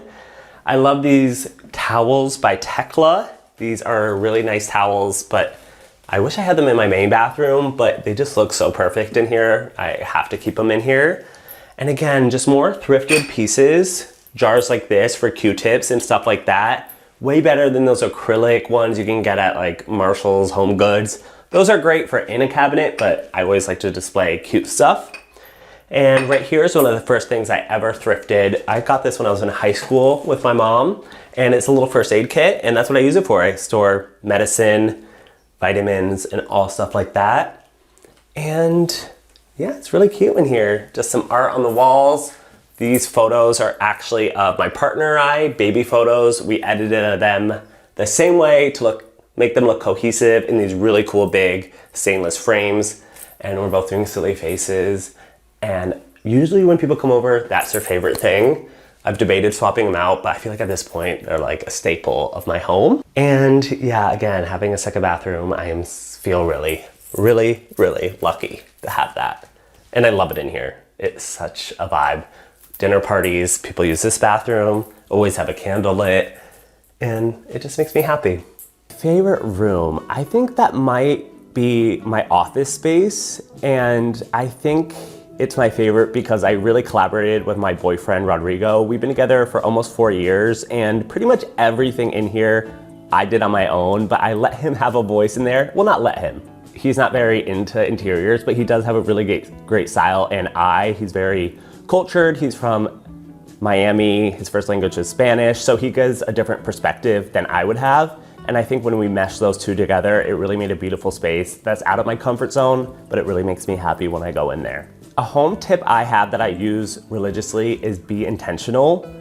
I think everything can be cute or a moment. Not everything has to be. It kind of contradicts itself. I don't think you need a hot pink outlet cover, but I think you could have really cool forks, if that makes sense. I don't even want in my cabinets to be full of boring white ceramic porcelain dishes. I really want something that excites me. So when dinner parties happen, the plates are cool, the napkins are cool, the forks are cool. So I'm really intentional with my purchases, and I'll wait till I find the right thing. I often find myself always having to wash forks and spoons because I'm running out, but I don't want to just go get some at a store that I don't love. So what I practice is be intentional with your purchases and make sure you love everything. You can love everything down to a soap dish, a soap dispenser, a hand towel. I even try to find cool tweezers. So maybe I'm a little crazy with it, but it's fun. Lastly, the office/guest room, which I said is my favorite room, so we saved the best for last, and I'm excited for you to see it.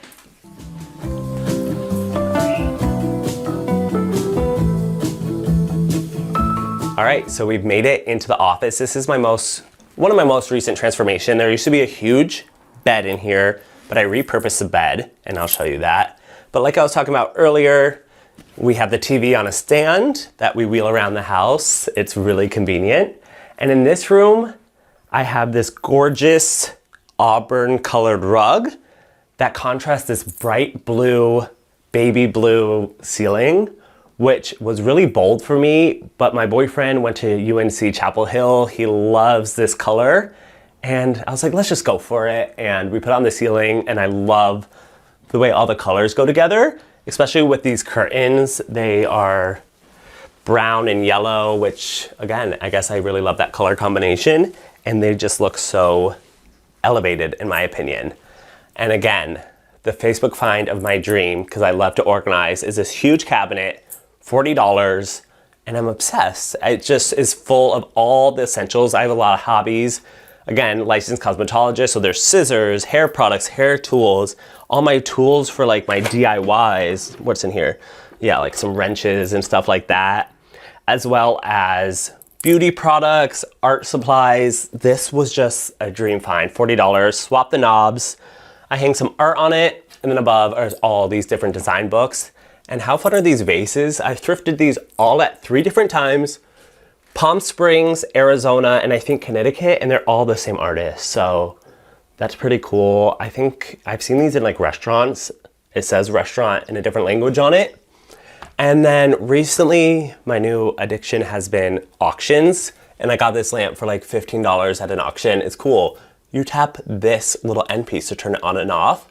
I don't even know how that technology works, but I find it really cool. We have a little table in the middle that I do arts and crafts on. This gets moved when I put an air mattress down for guests. And then again, we have some more built-ins. I'm not a big, huge supporter of peel and stick anything. I just think embrace what you have. But like I said, there were tenants in here before that kind of went crazy, and this tabletop was destroyed. So I did wrap this in a little stainless peel and stick. And I mean, it's not perfect. I could have done better, but I love the way it looks. Another photo by my boyfriend, more magazines. I am a huge Miley Cyrus fan. Anytime she's on a magazine, I go support her. And yeah, this lamp is also a flea market find. My friend got the other one because we couldn't leave it behind. And there's few pieces of decor my boyfriend's brought in. He recently put this little fisherman, which is fun. The blue matches, so we'll give him that. And here we have this whole wall unit that I built myself using my old bed. So this is a piece of it. This is also a piece of it. Just got some IKEA legs and brackets and made this shelf and desk combo because my partner works from home, I work from home, and this wall has become my favorite thing in my whole apartment. So another photo by my boyfriend and another piece of art I made. Some Nat Geo magazines. This was a gift from my partner.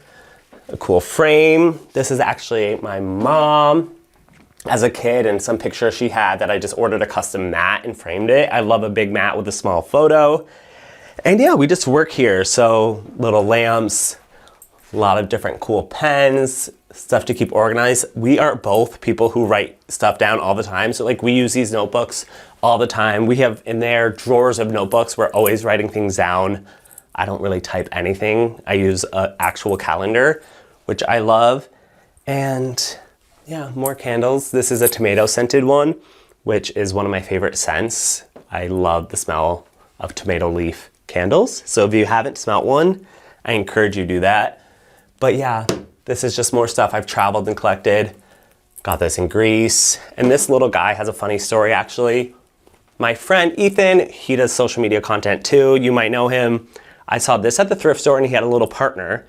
And sometimes the LA thrifts are overpriced. I think this was like $25. So I didn't want to buy both. $50 for little figurines that have no use. So I got this one and I always was like, I should have got the other one. So then I went to his house a few days later and he had gotten the other one and we didn't even communicate. We just both had the eye for it. So we're happy we both have them. But again, I love this. And as I was saying earlier, everything can be a cute moment. This little ceramic paper bag to hold pencils. You don't need to get something boring. A ceramic for your pens. This one's actually cool because it has different colors written on it. And I thought that was perfect to put colorful markers in. And I also love these mini frames with pictures of my dogs as puppies. So these are really, really cute. I got these at a thrift store. Of course, that's where I spend most of my time, clearly. And the chairs here, I have two in my dining room. They're actually stackable, so they're really great. If I'm not gonna use them in here forever, I'll have extra dining room chairs. And I think they're just beautiful. I love mixing metal and wood. My followers know that. They know that any furniture that mixes metal and wood, I usually really, really love. Even your extension cords can be cute. Even the extension cords. I love this bright yellow. There's a few brands on the market that have really cool ones. And I'm saying that extension cord excites me. Do anyone get excited by extension cords? No, probably because they're not bright yellow. Even the dog's bed. Come on. They look like little princes when they're sitting on this, perched on this. This room also gets the best lighting, so I film a lot in here, and my dogs love it because they just would sunbathe all day if they could. And talking about the built-ins again, they came with these really cool knobs. I think I was really lucky in finding this place. I saw through the damage and distress, and I really love these wood built-ins. I think this is a great way to do closet systems versus just having like a mirrored little closet door. I love these. I think people can do these with IKEA. I think this is a great way to build wardrobes. If you're in a room with not a lot of storage, like in New York City, I would do something like this. And then again, I like to prop this door open. This is an old house, so this door will just shut on its own and my dogs will be locked in here. So I have this old suitcase I thrifted that I prop the door open with, and I gotta get this tattooed on me. As you can see, I have a lot of tattoos. I think I have to find someone to tattoo this on me. This is probably one of my favorite things I thrifted just because I just think it's stylish and cool and nostalgic and beautiful, and it's used as a doorstop. What home means to me is basically everything. It's my comfort zone. It really needs to be cozy and warm. I just want to make memories in here. I always think about how when you're a kid, you think about your life in the future, or you watch movies, and people often forget that like that is happening right now. So people could be stressed about designing a home or making their home, but this is your human experience. This is what you're watching in the movies when people are painting a room with Chinese food on the floor, laughing, listening to music. So that's how I kind of taken this journey, and I try to remember, this is my one life to live, so I want a warm, cozy place, and just a place that I can bring friends to, that people are happy and comfortable in. I have a playlist, songs I listen to in my future home, but I kind of am in my future home, so I have to always remember that. So home is just an exciting part of your life, and I think people often overlook that and just fill it and take it for granted. I used to, but yeah, you're making your own movie, so just kind of be the main character.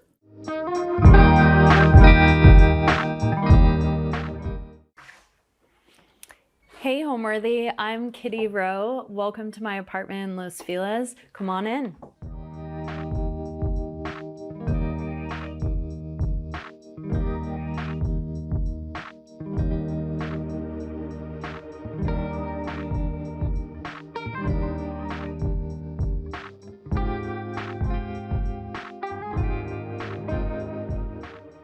You're watching Homeworthy, where we believe every home has a story. I'm Kitty Rowe. I'm an interior designer and prop stylist. Welcome to my apartment in Los Feliz.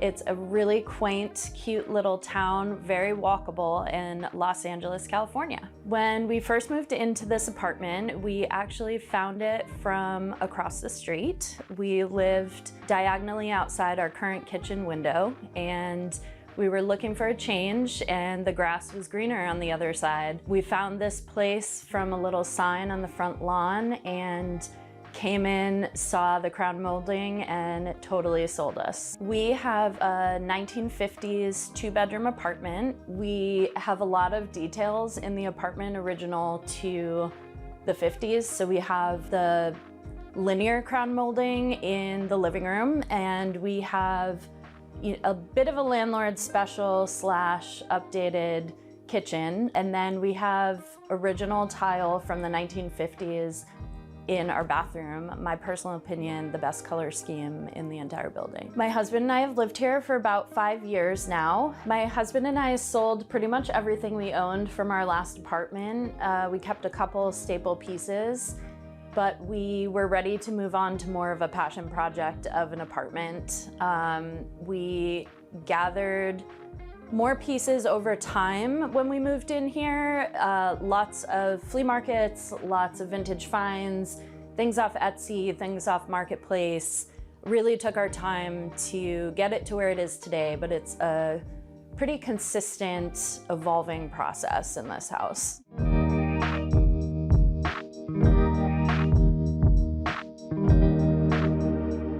Welcome to my living room. We really wanted to focus on having enough seating for our friends. We host a lot of dinner parties, have people over, the pop-in moments. Didn't all want to be crammed on the sofa together. It gets a little too intimate in those moments. So when my husband told me that he was going to be heading from Connecticut back to the West Coast with a band he was touring with, they had some extra room in their trailer attached to the truck. So I immediately called my mom and my sister, and we are lucky enough to still have my grandmother's house in our family. And there are a few pieces in there that I've just been dying to have. So we got these Danish Wagner chairs. We have 4 of them, but can only fit 2 at the moment. But we've really made the moment count, and I pretty much have every day's morning coffee in this space. Our wonderful pillows were sourced from my mom, actually. She is a frequenter of the Brimfield Flea Market in Massachusetts, which we usually try to get home to jump on, but we didn't make it this year. But so she got a bunch of these pillows for me. I just kind of gave her our style, our colorway, and she picked out a few things, and they've kind of ebbed and flowed throughout the house in different ways. My prized possession in the current moment is this planter that I actually just put together by gluing 2 bowls from Daiso and then sourcing a little plant to put into it. I had seen these on Pinterest, and they were about $2,200 for each piece. And so I was ready to make it happen for myself. Our son, Dustin, this is our glorious tree named after the gentleman who grew him in Venice, California. This is the one plant that somehow has made it through our entire marriage and has not died or even gotten sick, knock on wood. These incredible lockers, I say incredible because they're from IKEA and they're the thing I keep trying to get rid of, but we have really struggled to let go because they just serve so many purposes. To give the lockers a new life, I went on Etsy and found these cool tassels to put on the little keys.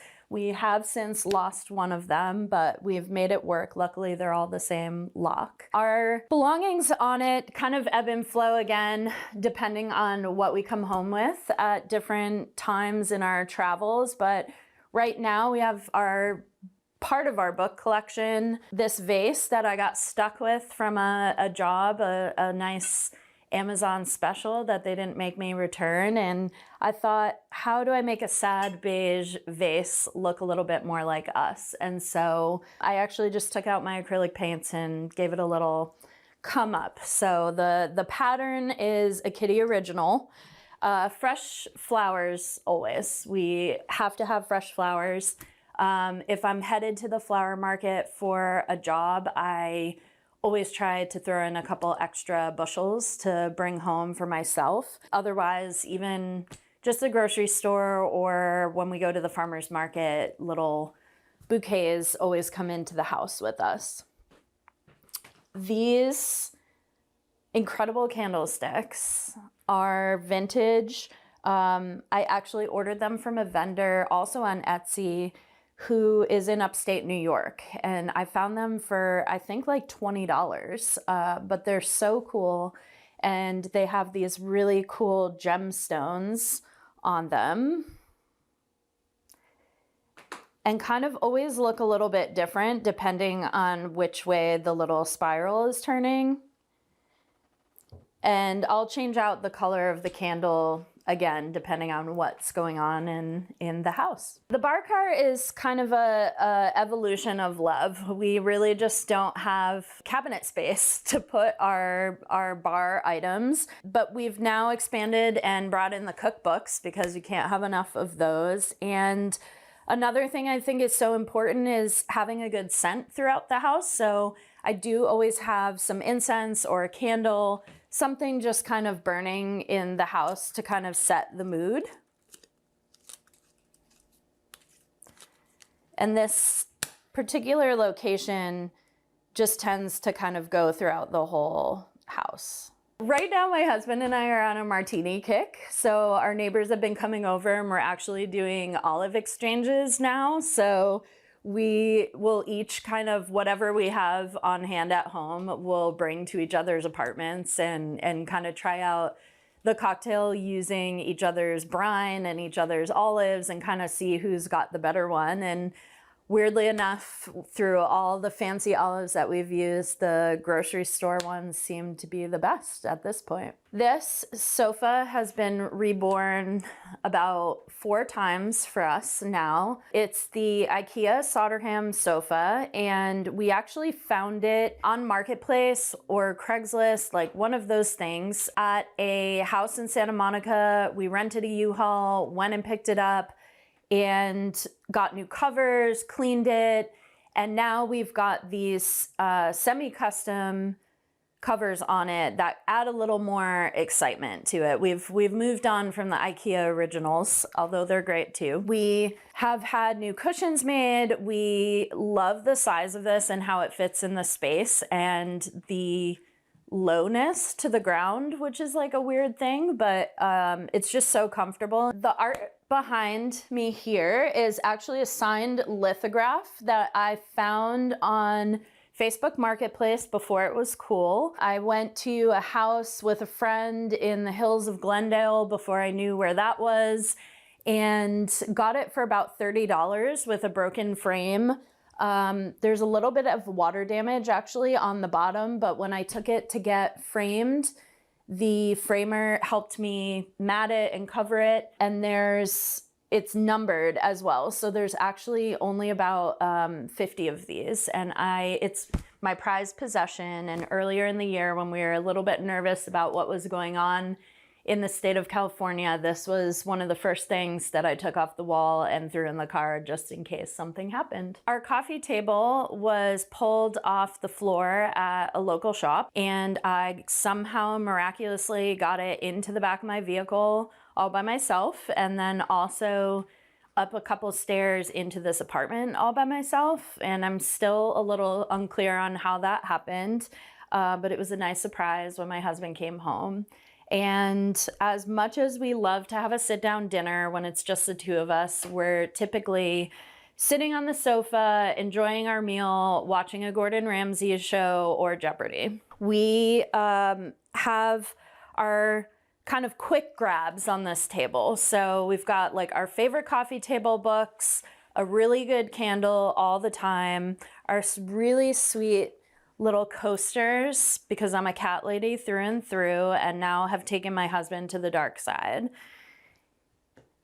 And then we've got our matches for said candle. And again, always fresh flowers, just a little pick-me-up to brighten up the mood. The rug was a really fun way for us to add some more color into the apartment. So when we initially moved in here, I was in a bit of a sad beige era and in what I think was the best interpretation of it. But I've now evolved to want more color, brightness, happiness in our home. Also, white rug just really doesn't do it for us in the room that we have to walk through to get anywhere else in this apartment. This bookshelf is for sure my prized possession. We keep our wonderful spotlight kind of pointed in that direction. We have collected so many wonderful things, and this particular piece really allows us to kind of show it off in an organized way. If you're familiar with the original IKEA piece, this is it. We did actually find this on Craigslist, I think, for about $50 like 5 years ago. And it has since become a retirement plan because I haven't seen any listed on there for less than $400. And the reincarnation is just not as good. But my husband put a fresh coat of paint on the shelves, and it's really worked out for us over the years, and again has gone through many iterations, but it's a great house for our record player, which we love to throw a record on the weekends, light the candle, make the coffee, have the breakfast, and just kind of vibe. We have a couple collections as part of this. So again, more art books. Can't have enough references for interior design work or even just vibes for our own place. When we can't travel, I feel like the books are it, right? This rock I actually found at a beach in Santa Barbara, and it was just too good to leave behind. So we gave it a good wash, and now it's a great bookend for us. We've got our trusty match collection. What's an LA apartment without a match collection? We've got matches from friends' weddings, matches from various restaurants, bars, and actually some of them are some that I inherited from a staging job I did a few years ago. An elderly woman who was moving into a new home, she had a whole collection of all kinds of restaurants, a few of which are still in existence. So it was really special to add to the pile. My second prized possession is my Gustav Westman spiral. I waited in line for probably 2.5 hours for this. And, 12 years into Los Angeles living, I'm really not a line waiter anymore, but I just had to. It's actually a record holder or magazine holder, so it does serve some purposes. Unfortunately, it doesn't fit them in here, so it's just sculpture in this moment. But our record collection is something that's also constantly evolving, and we kind of keep all the favorites nearby so that we can just grab them, throw them on the record player, and just hang out.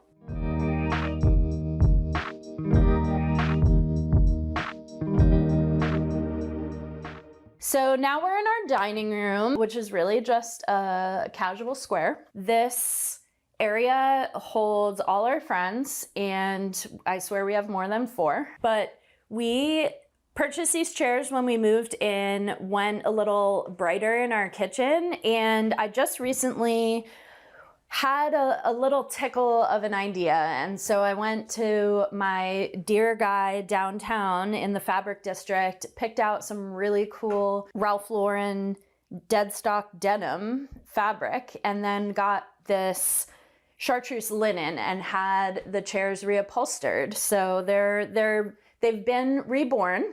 And our cat really loves denim. She doesn't scratch them, which is great. She just rubs her sweet little body on them. So it's actually been, it's made for some really great photo moments with the cat, and also very comfortable and new foam. So many more dinner parties to come. Our kitchen table is from Anthropologie. It's really just like a really cool travertine top. Love a stone moment, and I feel like it pairs really nicely with all of our dinnerware and vases and extra little things. We've actually been hosting some color-themed dinner parties with friends, and we'll just throw a color-appropriate tablecloth down, some good flowers, some fun plates and napkins, and we're good to go. One of the first things that we did when we moved into the apartment was replace the lighting. I think that's like a really easy renter-friendly hack. We found this particular light on CB2, and it's a remake of a vintage inspired light. But we had this installed, and I feel like it really changed the entire course of this like kitchen dining moment for us. Drapery is another thing that's really renter friendly and an easy way to kind of elevate your space with something that you can potentially take with you. So I also used a semi-custom vendor to have these striped drapes made, and you know, we're the house of 1,000 stripes. I've never met a stripe I didn't like, and it's becoming a bit of an issue. So we will perhaps move on to a different fabric at some point in time. But right now, we're all about the stripe, as you will see as we move to different rooms in here. But these were just cut to order. So they're pretty reasonably priced, and they'll definitely fit a couple different windows in this space if we wanted to change the patterns around. And hopefully we'll work in another spot in the future. This piece of art is very near and dear to my heart and has caused a little bit of drama in my life. I found this piece at the Rose Bowl flea market with a girlfriend of mine who got one by the same artist. What's really cool about it is that the guys who were selling it, they found this incredible pile of art at an estate sale in Encino in the Valley. And none of the pieces are signed, and they had no idea whose home it was. So we actually still don't know who made these, but there were at least 150 the day that I was there, and apparently there were more, but they were all different. I, of course, found the one with the gray cat, and so much to the disappointment of the professional framer, but the relief of my in-laws, this is not in fact me, but it does resemble. Our chrome vase was sourced simply online, but I have a real soft spot for chrome. If it's not stripe, it's chrome. And again, fresh flowers, I think just totally changed the space. These I went down to the flower market for. I love starting my day down there. It just smells so good, and there's so much inspiration and color stories. And even if you're not buying flowers, it's just an incredible space to see textures and movement and natural kind of grounding. I'm not much of a hiker, so going to the flower mart is grounding for me. Weirdly enough, the favorite thing about our home is that it's in the front of our building. We get incredible sunlight coming in the morning, and a bit of the sunset and the pink skies in the evening. We have a small balcony off the kitchen and our bedroom, so it really kind of shines in those morning and evening moments. And I'm a little nosy, so I love knowing what's going on in the neighborhood, and I feel like being at the front, we just know every dog's bark, we know the sound of every car alarm, every single little quirk of the neighborhood, and especially after being here for so long, a sound happens, and my husband, who kind of travels a lot, will be like, how do you know what that is?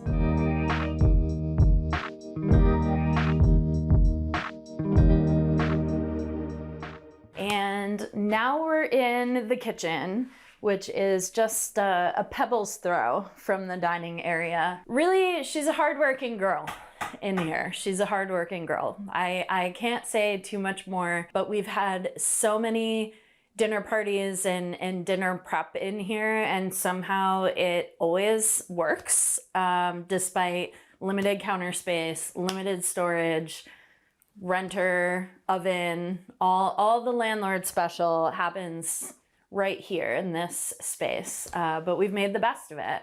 And my favorite part is our little windowsill here. This is where we're lucky enough to grow our own basil, which again, somehow haven't hurt yet. And we see our old apartment out through here. So we get to say hello. We get to be reminded of where we came from, our roots, while we're working hard to have the good life now across the street where the grass is greener. My best case of advice for when you're feeling a little bit limited in what you can do in your space, if you're renting or just in a space that's a little bit more temporary, it's all about the accessories and paint, which we have not done in here recently, but there have been a few iterations of paint in the little dining nook. But we really focused on art in here. So something we didn't want to do with paint was create a bigger issue on the cabinets that are probably 25 coats deep. So this piece is one of my favorite pieces that I found, showed some restraint on, didn't get, and then couldn't stop thinking about tomatoes and wine. So I zoomed back to the shop. That rest in peace is no longer, she's changed hands, but it was hanging in the back corner in the deep, dark, beautiful attic area. So I snatched that right up, and now it's perfect over our oven. We've got a few more collected pieces of art in here. This I purchased on a day spent with my sister at a museum in Beverly Hills. Just kind of made me laugh with all the online ordering I do for work and for life. It's just a reminder that I don't need it all. And then, another little trick is just framing little pieces that you see in a magazine or a catalog or just a postcard, anything like that. This was just a scene that I really loved and felt like the colorway worked, the composition was like inspiring to me. So I just threw it in a frame, and now it's in our kitchen, and it's been here for a few years. My design style is pretty refined, eclectic, I like to say. I'm really inspired by sculpture and art. A lot of the Bauhaus era and like French apartmento kind of style.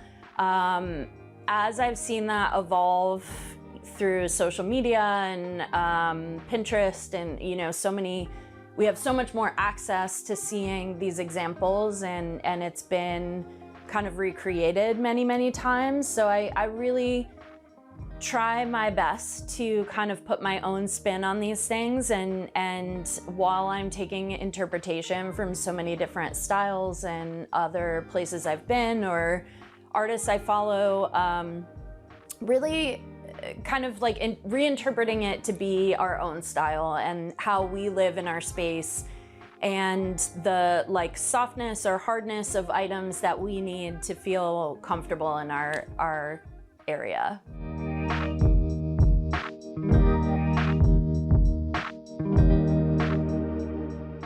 And that brings us into the bedroom. We've had some journeys in here stylistically. We just recently painted the walls back to kind of like a creamy, chalky white from the pink that you'll see on the ceiling. The pink is Faro and Ball Dead Salmon, which I just had to have mostly because of the name. But we're on a color journey in this room, and I'm just gonna tell you now, it's gonna change. It's not gonna be white for long, but we are enjoying the peacefulness, and once we put it over the pink, it actually kind of made this like warmer tone than what we were expecting, which has been really nice, and I feel like kind of reflects the ceiling a bit. The bedding is striped, surprise. Again, really working with what we've got. We are in the market for a new bed frame, a king size bed. This is another IKEA special, but we have made it into a different thing. I had a lot of extra fabric from our dining chairs. So I thought where better to bring in the stripe than the bedroom where we're having a full stripe attack. So I brought that into here and just draped a piece of the fabric over the back, and the bed has been reborn once again. It's new and improved. This gorgeous pillow, one of my favorites. This was actually custom made. Another thing that I found, some fabric downtown, fell in love with it and brought it to my dear friend Ernie, and he came up with this incredible pillow for me. So it's a really nice kind of neck support. The cat loves to kind of lean her little body up against it, and it's just an extra fun thing. This piece of art here was emergency sent to me by my sister just recently, who was trying to steal it out from under me. But it's actually my favorite color, chartreuse green, yellow. It was painted by my grandmother, my mom's mom. So artisans, it's running, the creativity is running in the family.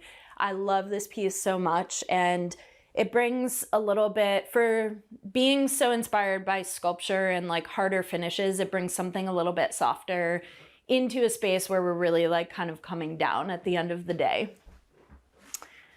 These lamps are another favorite of mine, another marketplace, Craigslist, one of those situations. I just recently painted them this blue color from some samples I had left over. But I bought these, I got new shades, I ordered these finials from an artisan on Etsy, and just kind of brought that like 80s style back to life in a 2025 way. This is kind of my personal favorite moment right now in our home. I've got this incredible little tiny but mighty piece of art by one of my favorite local artists, Kari Kroll.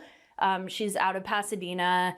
I use her for a lot of projects with my clients, and she makes these incredible pieces and really communicates well with the client to kind of get their energy. And I actually had purchased this for a job that it didn't work out, and I feel blessed that it has worked out in my space. This chair is a new addition.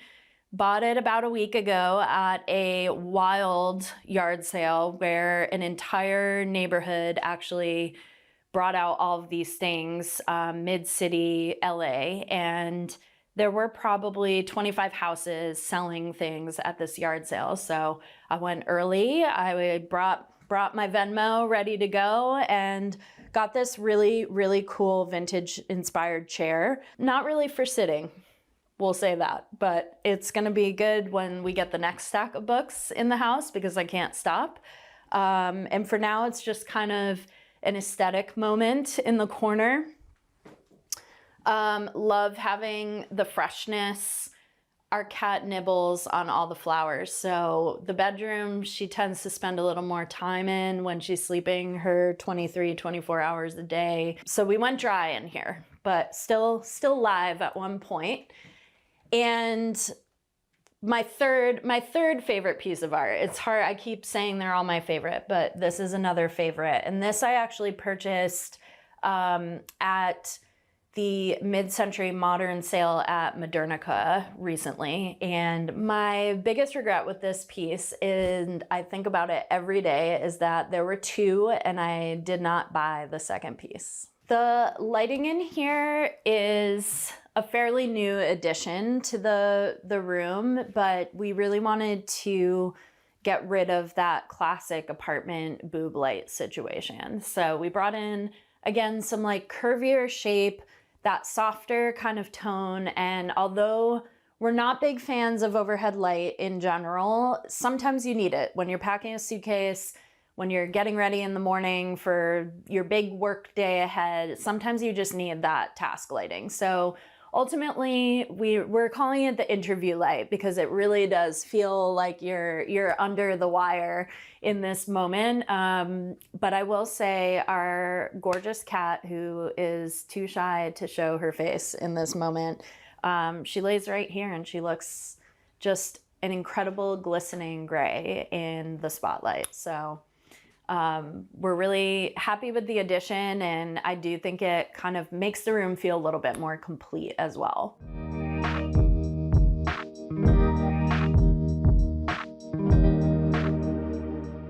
Come take a shower with me. Just kidding, this is storage. So we actually keep our crazy big fan, our silly things back behind this curtain here. Fools everybody. My husband made us this really cool little bath shelf, which we keep our extras on. So it's like a nice, easy grab when you're blessed with this absolutely awful one drawer storage situation in an apartment. But joke is on you, because the shower is actually just in front of us here, and it's tucked away inside like a typical 1950s bathroom would be. Separate tub, separate shower. So this tile in here is actually all original. It's in pretty good shape. There's a couple chips, a couple little divots in the tile, but it has really lasted. And we've now that we've made friends with our other neighbors, no offense to anybody who's might be watching this, but I do feel like we might have the best color combination. There is a pink and maroon floating around that I wouldn't mind either. But this has been something that we actually feel really thankful to have, because we love the quirks and kind of like old energy of the original buildings. So this piece here is actually a Picasso-inspired portrait that my mom did years ago when our town did a like scarecrow themed Main Street. So everybody, businesses, local artists, people, you've heard of the painted cow situation perhaps, but this was a scarecrow situation. So there is a nice big hole on his neck here, not a sign of violence, but in fact where his head was connected to his little straw body. Leaning into what you've got is the moral of the story. We really embrace the fact that there are some quirks and wild things in this apartment that we are ultimately going to have to deal with until we don't live here anymore. But in doing so, we've kind of found ways to embrace it. So I brought in some local artisans, again, more collected things, this beautiful vase from Lawson and Fenning, a gorgeous shell fossil that a friend gifted me for my birthday years ago that kind of doubles as like a little ring dish for us. And then one of my favorite things, speaking of quirks, is this zine that I picked up at the Marfa book sale last year. It's called Under Over, and it's actually a collection of toilet paper holders. So they're all created by artisans and just really unique little things. And I just thought kind of a fun bathroom read if you need it. This painting here, it's another Kitty original. I had some leftover pieces from a prop styling job that I hit my return limit. And framing's expensive, and I thought, how can I kind of utilize this canvas? And I really was in need of a piece of art for this space. So I just kind of went online, took some inspiration, looked at pieces in my art books, things like that, grabbed out my art collection, my paint collection, and whipped this up. Just, took 5 minutes, a little bit more. But it's great, and it's waterproof, so it's really nice in like a high moisture area to use acrylic or oil, things like that aren't going to peel or be damaged by the moisture of your shower or bath. The thing that I think makes our home come alive is all the little collections that we've accumulated over the years. We have a lot of things that are of sentimental value to us, whether it's been handed down from a family member or just pieces we've collected on memorable trips together. We do a lot of little like road trips within California. Always kind of, for me, it's the journey, not the destination. So we're always looking up little places we can pop off to. And doing that, you know, not only creates memories, but I usually find some sort of little tchotchke to bring home to add to my bookshelf or my prop collection, or give as a gift even. So it's kind of an ever evolving treasure trove in here. And I think I keep seeing the saying, like, if people aren't lined up at your estate sale, then what did your life even mean?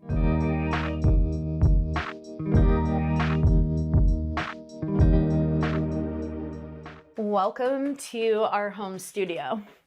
This is a bit of a shared space for my husband and I, much to his disappointment, but we have his musician setup over here. He is a touring musician. He writes his own music, has his own project. And so a lot of his recording and you know, the beginning of everything starts here for him. So we've kept it organized, we've kept it inspiring, try to keep it clean and just creative for him. He's coming in here random times of the day when he is feeling like something's bubbling up. So this has been a really good place for him to get all of those things onto paper or recorded. He's got all his equipment over here, his pedals, which are made of new vintage. He's got 60s vintage guitars in here, which are his prized possessions. My personal favorite is the Guild over in this corner here. It's what I remember him first playing when we first met, and I was going to all his shows trying to show off. So that's my personal favorite, and it gets to be by all my things. The other half of our room here is actually my prop and interior design studio. So this is kind of where I keep all my little extra collections, things that are not part of like my personal stuff that's out and about in the apartment, but things I want to hold on to in case they're needed for a set design or to be sold to a client. So back on that IKEA, but you know, the semi-custom, we added some really cool wood handles on to the piece to just kind of, again, elevate it, get it looking a little bit different than everything we're seeing on the showroom floor, if you will. But these are incredible storage pieces for me, and this is welcome to my favorite shelf, basically. This is my favorite shelf. All my favorite things are in here. I just got these incredible glasses at a resale shop. I got the whole set, and they're actually all hand blown. So it's really cool because they have that area on the bottom where you can see where they were kind of cut from that hand blown pipe. So this room is very inspirational for both of us. My husband will lay in here, play the guitar, just kind of riff on something for a while. It's where I like to come in and kind of sit down and go through my inspiration, the different things that I've collected to kind of think about how I'm going to attack a job with a client, whether it be prop styling or interior design. So I do keep current projects kind of going in here. It's easy for us to close the door because the cat pulls all my samples off the sample board. So this is also problem solving for me, but it's a really nice way and place for us to keep like projects open. So whether it's music or it's design jobs, we can kind of close the door on things, but leave it out and then come back in when we're ready. In this particular room, we actually do share a wall with our neighbor. So in an effort to be conscious about the noise that's happening in here, whether it be drum samples, recording vocals in the closet, or just, you know, exchanging playlists, and mine is usually better. we wanted a little extra privacy. So we actually did another cool thing in here where we hung a track along the ceiling, and then we added some heavy canvas curtains, and there's actually some soundproof panels in the wall behind it. So it kind of, the wall looks a little janky when it's not covered. So this was another way for us to sort of give that elevation, keep it really calm and inspiring in here, but still offer privacy to ourselves and some respite from the beats to our neighbor. Home for me is a comfortable place. I have always been an advocate for making your house a home, no matter what point at life you're in, whether it's like your childhood bedroom, your dorm room, your shared apartment with 12 other friends.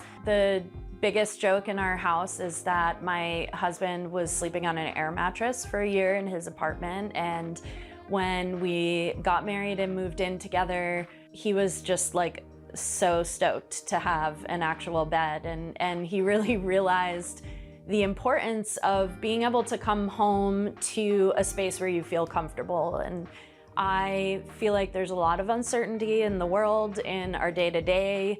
We have bad days, we have good days. It's just so nice to be able to come back here and feel like it's ours. And you know, we're ready to leave a 2-bedroom apartment behind for a bigger house and a garage and some lawn and 2 sheep running through the yard. But at the same time, this place is so important, and every time we leave, we're so excited to come back here. Homeworthy, it was so nice having you in my space, showing you around, but I've got to go make dinner, so see you later. Thanks for watching. Be sure to go to homeworthy.com for exclusive content, shopping guides, and so much more.